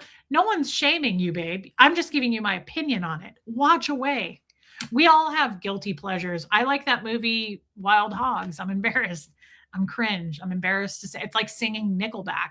Like, okay, Raspberry Beret, you scared me. I want to be a rock star. Tell me what you want. I want a naked girl. It's like admitting you like Creed. It's okay. Like no one's mad at you for it. Sort of. No. Guys, don't get me wrong. I don't care if you support it and watch that. Do your fucking thing. This isn't Scientology. There's no group think. I'm just giving you my opinion because you asked. I feel like what Mommers said. So any one of you can run into a Scientology building with a camera and be like, Jeno, and be like, hey, it's Scientology. Like any one of you can do that. But not every one of you can go on a stream and tell your heartbreaking story of Scientology abuse. You can tell your heartbreaking story of any other abuse, but the people who are not in Scientology, I think that's what's going to change the future of Scientology is people like us speaking out about it and people like you tuning in. And then you can go, Scientology's horrible. I watched this YouTuber or I watch all these YouTubers who said this, this, and this. That's how you spread the word. It's the gut and the meats of the abuse. Running into a fucking empty building and being like, oh my God, Scientology's empty. It's so weird in here. Okay. I mean, we could do that with any church, right? Anything can be construed as weird. I don't know that is going to push Scientology over the edge of like, don't join this cult. I think, am I wrong? I don't know. I could be wrong here. And I speak from a place of like, well, I'm not doing anything to help.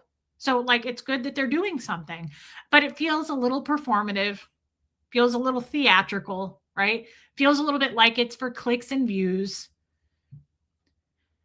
And I really don't like performative unless you're intentionally being performative, right? Like if I'm intentionally singing a song for you guys and being silly, that's performative. I'm aware of it. I'm choosing to do it. But I don't like it's a bunch of immature kids, but maybe it brings attention to the cult. I like the discussion. Yeah. Leslie, you make a good point there. At least at the very minimum, she's right. Hey, Vicky C. At the very minimum, she's right. It does put attention on it, but is it the right attention? Because in my mind, if you know nothing about Scientology and you flip up onto that reel, you very well could. It could have the opposite effect. You might be like, oh yeah, I meant to check that out. I want to go see what that's like. It doesn't paint Scientology in a bad light. You're just showing an empty building. Who gives a shit? And then you're showing a security guard chasing them out as they should, right? So it's not as powerful to me as someone sitting down crying with a content creator going, oh my God, I had no idea Scientology does that to kids. Oh my God, I had no idea Scientology believes that about children. To me, that's the tipping point. That's the actually making a difference thing, right? And I'm not doing it enough, but I have told my story and it's a sad story, right? You've educated me on Scientology. I knew little to nothing about it. You're doing a public service alerting people to the abuse. Thank you, Neptunes, but I need to do more. I think if why I came and stayed in this community, I related to the story of a second gen. Yes, Mommers, you did. And I'm so glad that you're here.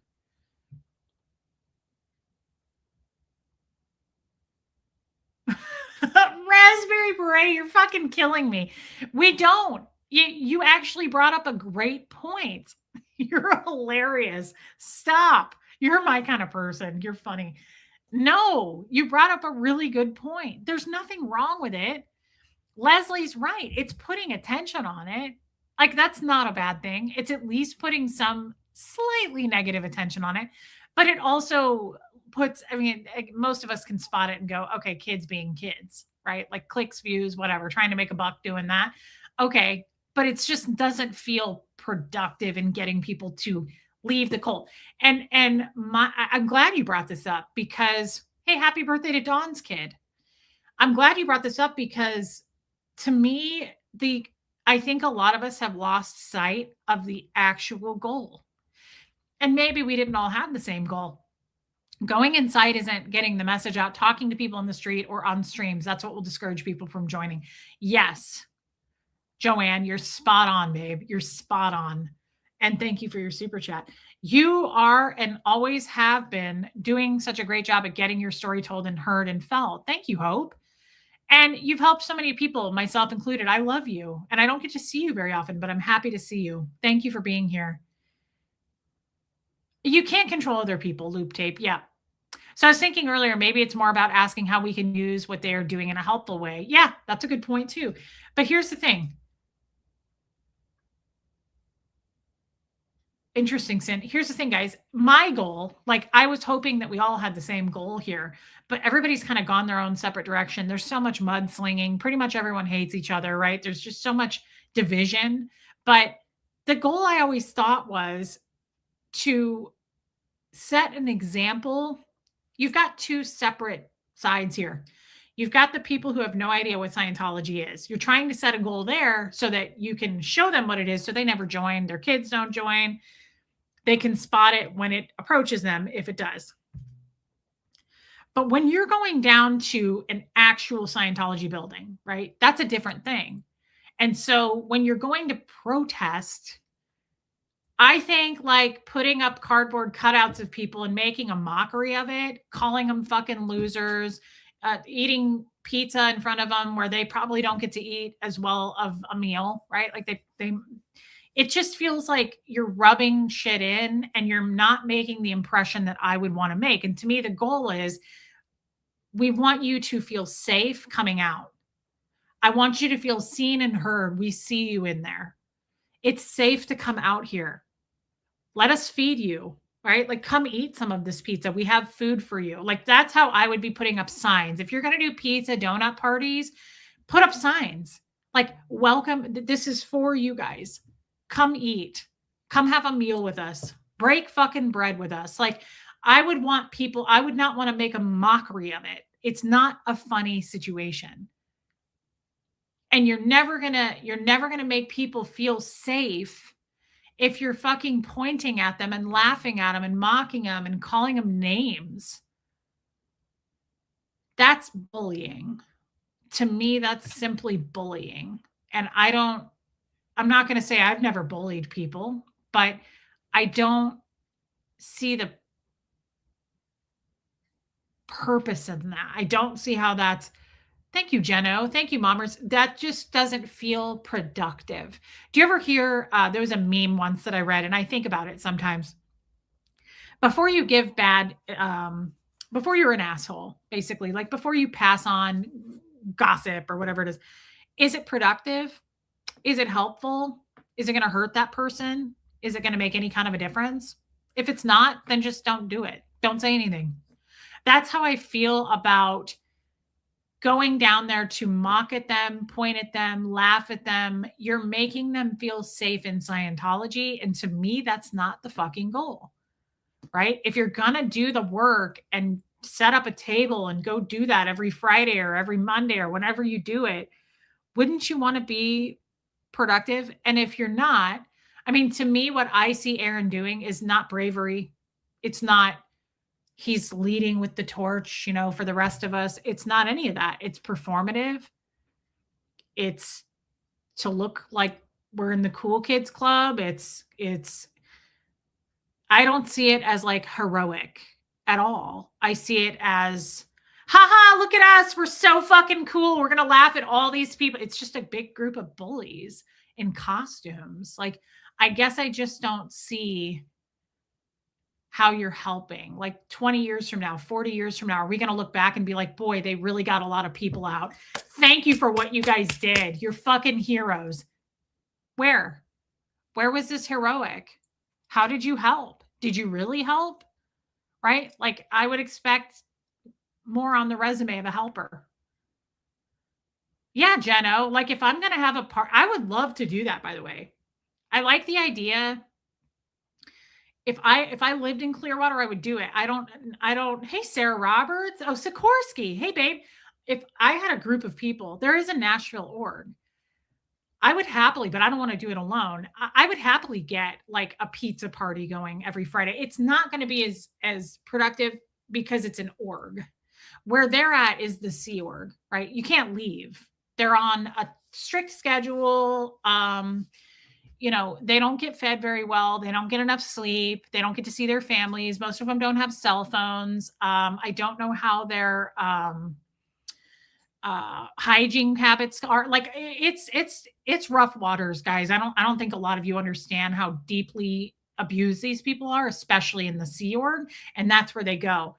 I would love to set up a table and do a big table full of food every Friday and say, this is for anybody who's hungry, right? Like, let's come out together and we're not going to judge you. We're not going to yell at you. Maybe you just keep it soft and calm because nobody likes crazy, like erratic behavior, right? So maybe you just have like a pamphlet that says, here's a phone number. We're here to help you if you want help.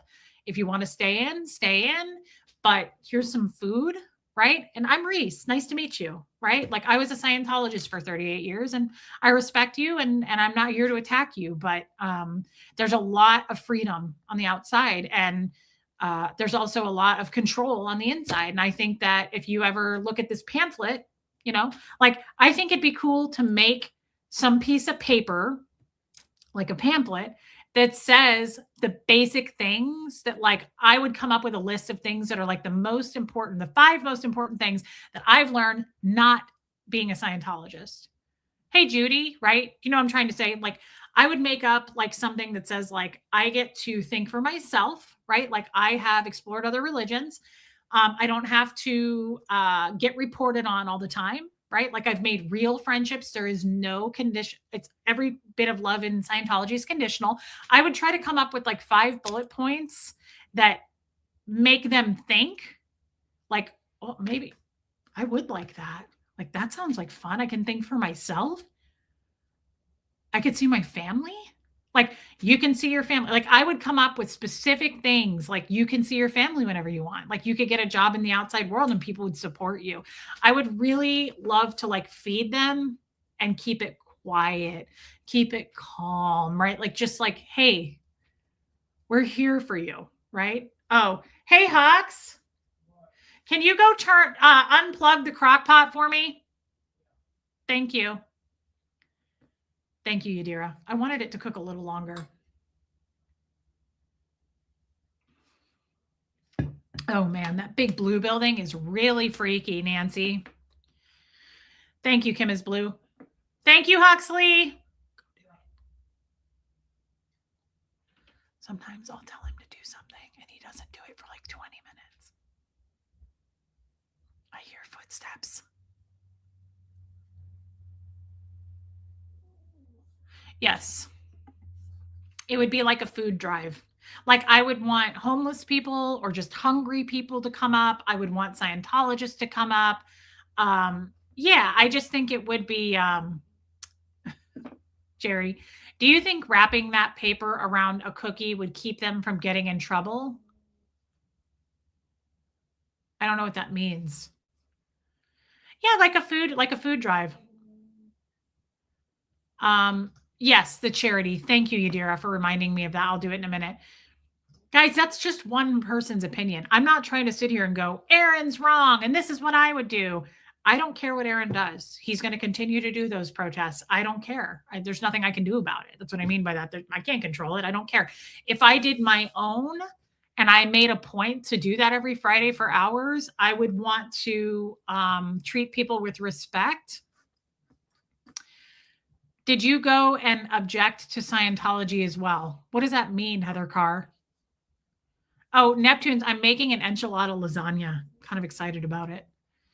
People leave and change by showing them a good example. Exactly. No one changes by being rude. They will just become self-defensive. Nobody's going to change by attacking you. When has that ever worked? When has that? It's bullying. It's just like my haters. Hey, Lenora Gray, it's the same as my fucking haters. They call me fat and ugly. Does that make me like go jogging? Like, do I want to change because right? Hux, did you do it? Oh, thanks. You're sure? You're sure you unplugged it? Okay. Oh, thanks. Hey, Sandy Kovacs. Oh, thanks, Heather Carr. Yes. And good to see you, Heather. When has it ever worked to call someone fucking losers and attack them? Like, do they change? No. Anonymous used antagonism and it worked big time? How? I was there every day of my life when Anonymous used to stand outside of our Oregon, Kansas City in groups. Never worked where we were. If they took that paper and some upline found it, would they get in trouble? Oh, yeah. But here's what you should do. That's a great point. You know what I would do? I'd be fucking surreptitious. I'd be stealth about it. Thank you, Lenore Gray. So I would have a paper plate, and I would have like gloves on, and I would serve them the pizza like you would in like a food drive. I've done a food drive. And I would serve it to him, and I would give him a napkin, and I would like slide a card underneath the napkin. So I wouldn't want it to be a pamphlet because you don't want it to be big. So I would like slide a card that had my name, my phone number, and like small writing on the back of like, here's what we can help you. And here's what you can look forward to coming out of Scientology. Like, there's still hope. I would put inspiring shit like that too. I'd be like, there's hope. And I would specifically write, my name is Reese, and I was in this for 38 years. I was in the Sea Org as a child. I was a staff member. I was a public. I can help you. Like, I speak your language. Like, I would write all those things. I speak Scientology. I am a safe person to reach out to. I would never tell on you. Like, I would really, really try to make them feel as safe as possible. So I would do the pizza on a plate. I would do a napkin, and I would do like a small business card with my name, my phone number, and like 5 points of like, here's what I can do. And I swear to God, like, your life can be so much better. We'll lift you up. We can help you out here. I would do that. That's how I would do it. You're right. Because they would get in trouble for having it. So I would want it to be something small they can put in their pocket. That's a great idea. So it was really enchilada sauce on the bottom of a crock pot. The lady that I followed that made it did it with ground beef. I'm not much of a meat eater, so I did it vegetarian style. So she took a bowl of refried beans and softened cream cheese, mixed it together, laid it down, and then she put, so enchilada sauce, tortilla. Put the cream cheese and bean mixture on that, and then take some ground beef and lay it down, and then cheese, and then do another tortilla and do the same thing, and then do another tortilla, and then she put enchilada sauce on top with cheese and green onion. That didn't sound interesting enough for me. So I did the mixture of cream cheese, beans, and I did onion, black olive, taco seasoning. Oh, and I did a little bit of cilantro. And so I mixed all that up, and I did the same thing just without the meat. I think these runs will bring more attention to the real hard-hitting stories. The cursing and hostility towards Scientology is wrong because they're people. Thank you, Kat. Because they're people. And they're not treated like people. And I think Aaron yells at them because he hates a lot of people. I think Aaron hates Scientologists. I think he's very angry. And I don't mean that disrespectfully. I think Aaron has reason to feel that way. I hate Scientology. I hate a lot of the people in. Aaron lost his brother. He's got issues with his mom that I don't even know what they are, right? And I'm not going to pretend to know. But he's got reasons to feel hateful, and it's built, and it's built, and it's built.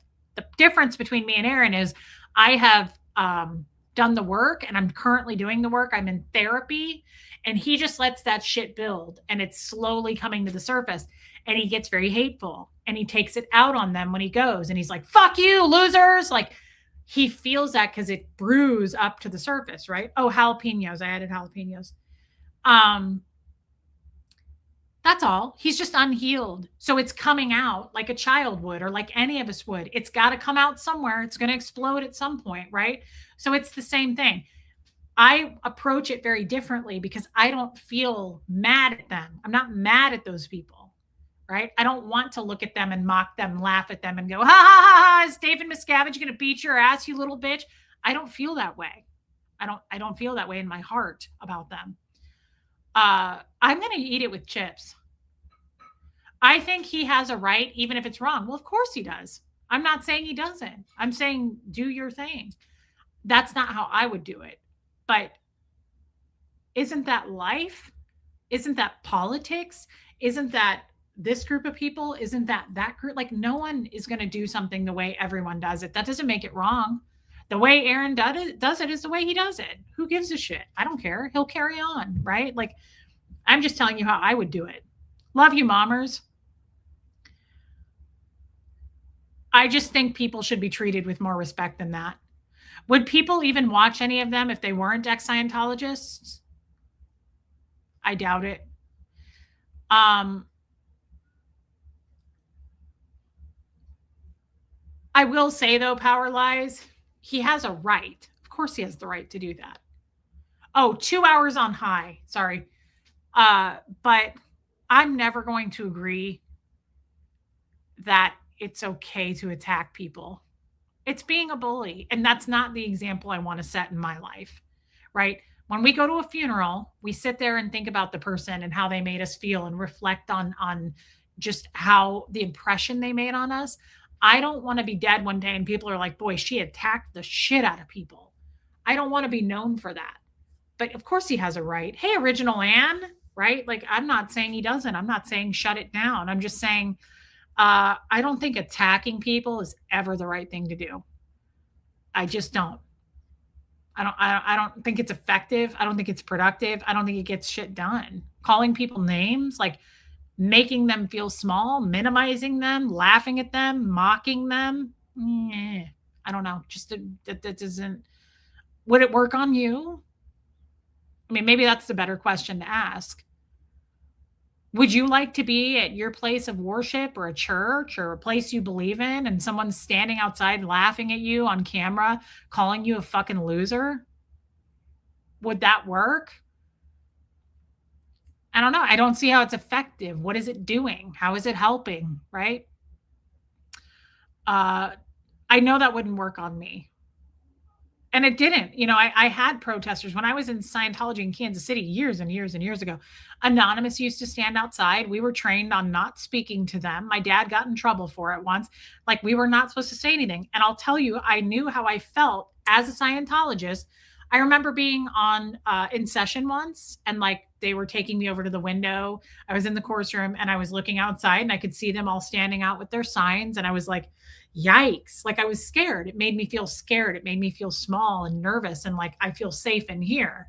But like when we had our lunch breaks and stuff, I was terrified to go anywhere near those groups of people. So I don't, yeah, that is so true. Honestly, that's another great point for leaving Scientology. You can act how you want. Want to be a dick? Want to be nice? The choice is yours. And it is freeing. Yeah. You can do anything you want. It would harden me into belief. I know this because Fox. Oh, I thought he was outside. I know this because it happened and that's exactly what it did. It would harden me into the belief. Into what belief? I don't know what you mean by that. It would harden me into the belief. What belief? Which way are we talking? Yeah, I don't think of a time. Think of a time that someone came fucking bum rushing up to you, being like, you fucking loser. Ha ha ha ha. Ha ha ha ha ha. Like, let's get in your face and make you really uncomfortable and like back you into a corner. Ha ha. Right? Bye, BB. Hey, Vicky Cat. I mean, I have sensory issues. I get fucking sensory overload as it is. But I know that I would be like, whoa, whoa, whoa. Like, and especially if there was a bunch of them calling you names, laughing at you. Like, that's what our haters do. That's what my haters are doing to me. Is that effective? No. We stream on, we carry on. We don't give a shit what they say. They're not loud. They have no platform. They get 10 views. Nobody cares. Life goes on, right? Scientology, I was harassed and it made me think less of the person saying it. The protester. That's what I'm saying. If we're on the same page, if that's what you mean, I thought those guys are insane. When I was looking out the window at the anonymous people with signs up and shit, it did not make me think, I want to go down there and talk to them. I got to get out of here, right? I think, as cheesy as this is going to sound, guys, kindness and your character and how you fucking treat people, and if the only true currency there is how safe do you make a person feel? So making a person feel unsafe by fucking yelling at them and mocking them is going to make them be like, whoa, whoa, whoa, whoa, whoa. They're going to go into like fight or flight mode, and you're going to make them feel all confused. If you held a nice protest of kind people wearing gloves, feeding them and going, hey, welcome. Again, let's break bread. I'm Reese. I was a Scientologist for 38 years. I'm not here to attack you, right? I respect you. I'm just introducing myself. Here's my card, right? And, I don't know how long it's been since you've had a good piece of pizza, or eat as much as you want.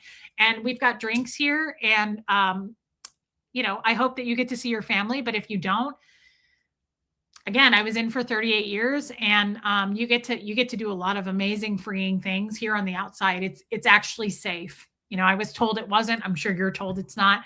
It's actually really safe out here, right? That's what I keep your voice calm. Like, there's no reason to shout at people anyway. I don't care where the fuck you are.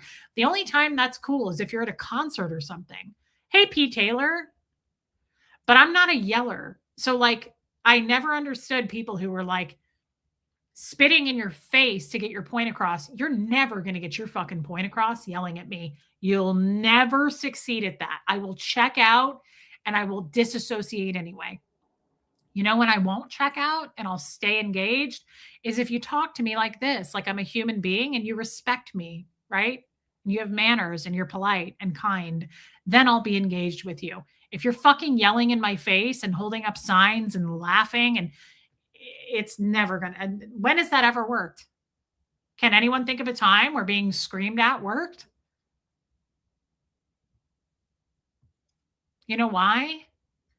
Because it's abuse. It's abusive to scream at people. It doesn't work. It never will. Thank you, Rue. And thank you for your super chat. I was blessed by a kind librarian who gave me information on Luigi Galvani. He invented the basic e-meter technology. Wow. I did not know that. Anyway, that was a great topic. And I'm glad Raspberry Beret brought that up. I think that's fantastic. I wish that I could carry out that idea.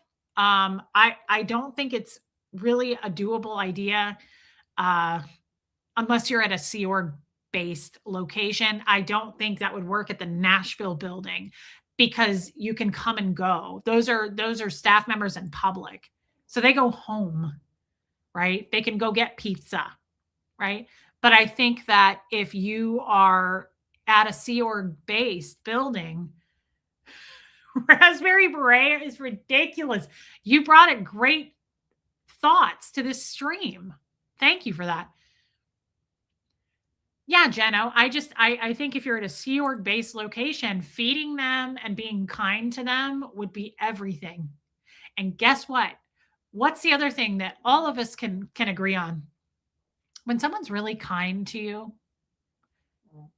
she's soaring. When someone's really kind to you, doesn't that kind of like make an impression throughout the day, if not like weeks and after that? If someone's like a total stranger and is like, hi, I'm Reese. Have a piece of pizza. Are you hungry? Like, I'm going to think about that for fucking weeks. If someone's like, you're a piece of shit, I'm going to try to forget about that the second it happened. Like, that's like my haters. I don't give a fuck what they say. I don't lose sleep at it overnight, right? Like, they don't make an impression on me. They never will.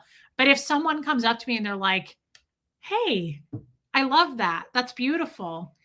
You just moved here too? Me too. And like you have a conversation and they're really kind. You're going to think about that. You're going to continue to think about that.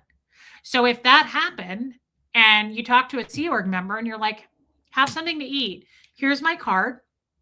I'd love to chat sometime. Not being disrespectful. I respect your beliefs, but I was also a Scientologist. It'd be cool to make friends. They're going to think about that, right? It's going to keep them up at some point. They're going to be like, she was really sincere. Kindness pretty much is what I've been telling my kid since he was little. It's great if you go get a degree. I'm happy for you if you want to become a doctor and a surgeon. Good for you. That's great. I'm happy. However, I've fired doctors for being assholes because they're a dime a dozen. Kindness and your character and manners will get you way further than anything else in life, right? When you're kind to people, they remember that about you. Don't you want to be known for that? Hey, Dylan, if a protester withholding the comfort of understanding, it can imbue, there he goes with those big words, with a sense of power. And it also creates a sense of separation, which for some feels safer than closeness. Dylan, as much as I want to be your friend, I don't think I could, man. I'd have to carry a dictionary around. And you better add hominem. And I mean it. Hominem. OSA would never let them near you to get the pizza, would they?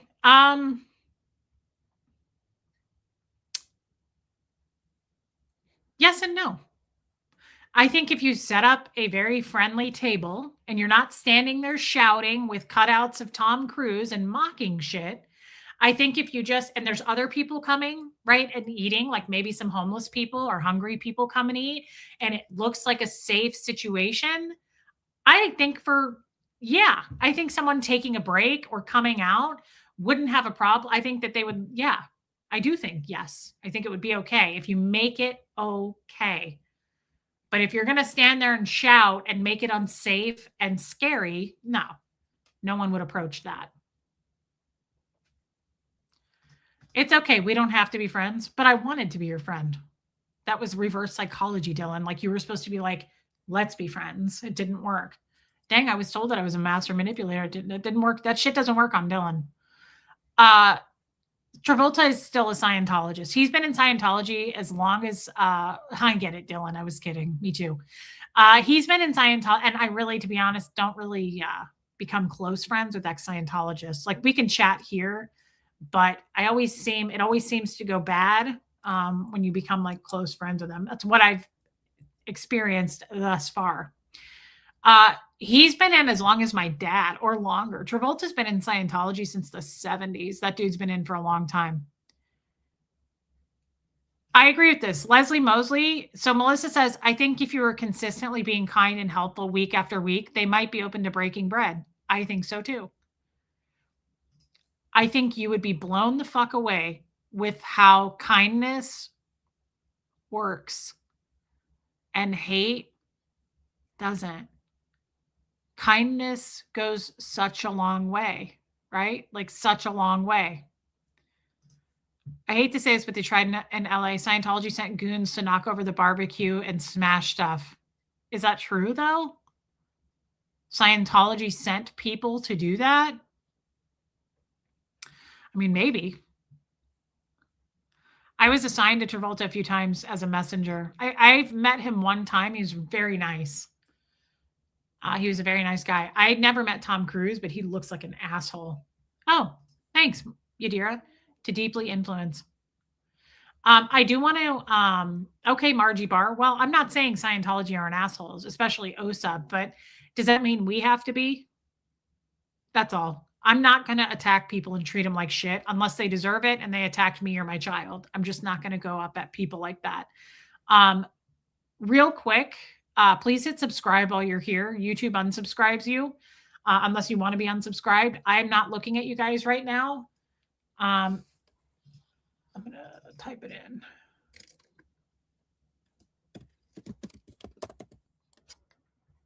Canine for Warriors.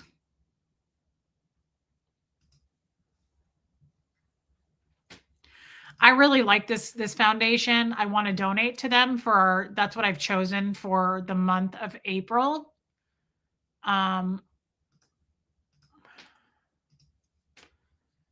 Billing information, please auto-populate. Thank you so much.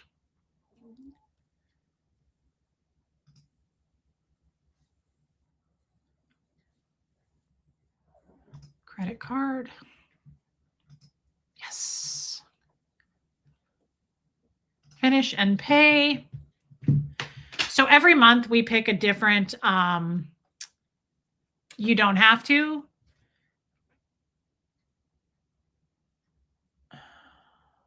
Okay. You do not have to do it. I'm not pressuring anyone to do it, but I really like donating to charity.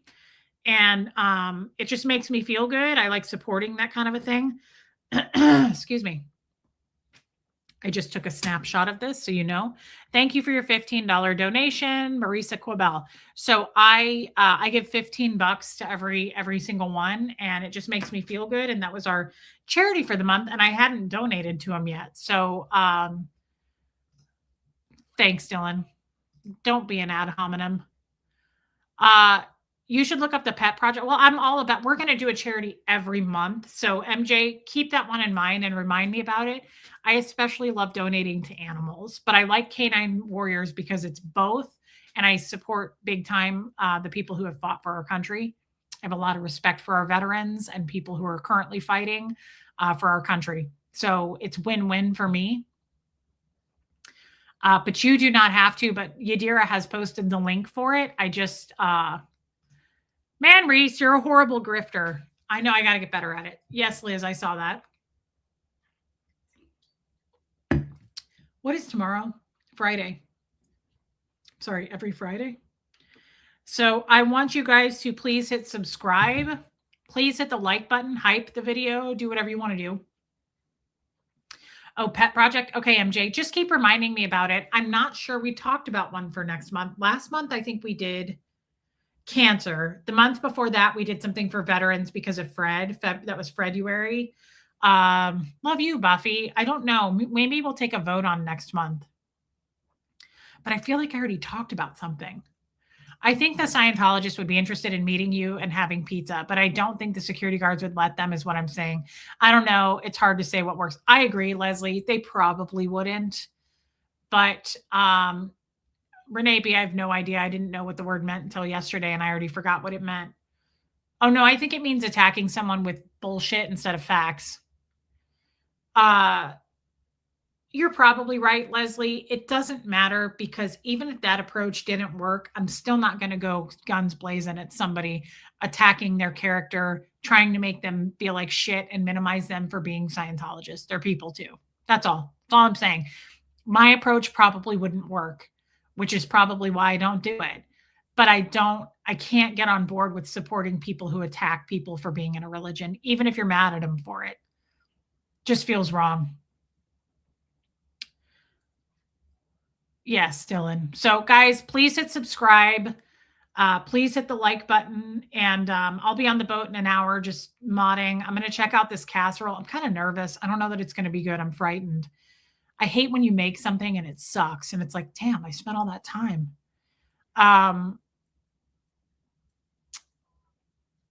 Raspberry Beret, you're hilarious. Look at her paying me off. She's like, I'm so cringy, embarrassed. I'm glad you brought that up. That was a really, really good topic, and I thank you for it, and I will remember you always for it. You did not have to super sticker me, but thank you, thank you, thank you. Thank you to everybody who super chatted me, super stickered me. I appreciate it. Thank you for gifting memberships. Thank you for being members. It's never necessary, but thank you for doing it. Thank you for choosing to do that. I appreciate it so much. It always helps me in Huxley. I will be back tomorrow afternoon. And I think tomorrow night's Colts and Crims.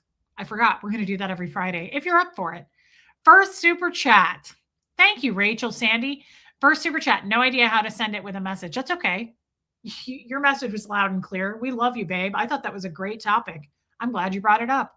See you on the boat, Joan Marie. Not if I see you first. Thank you again, guys. Thank you, mods. Thank you for anyone who donated to the charity. And I'll see you guys tomorrow afternoon. I love you all. Act right about your life. Nice sign off. Here comes Fred.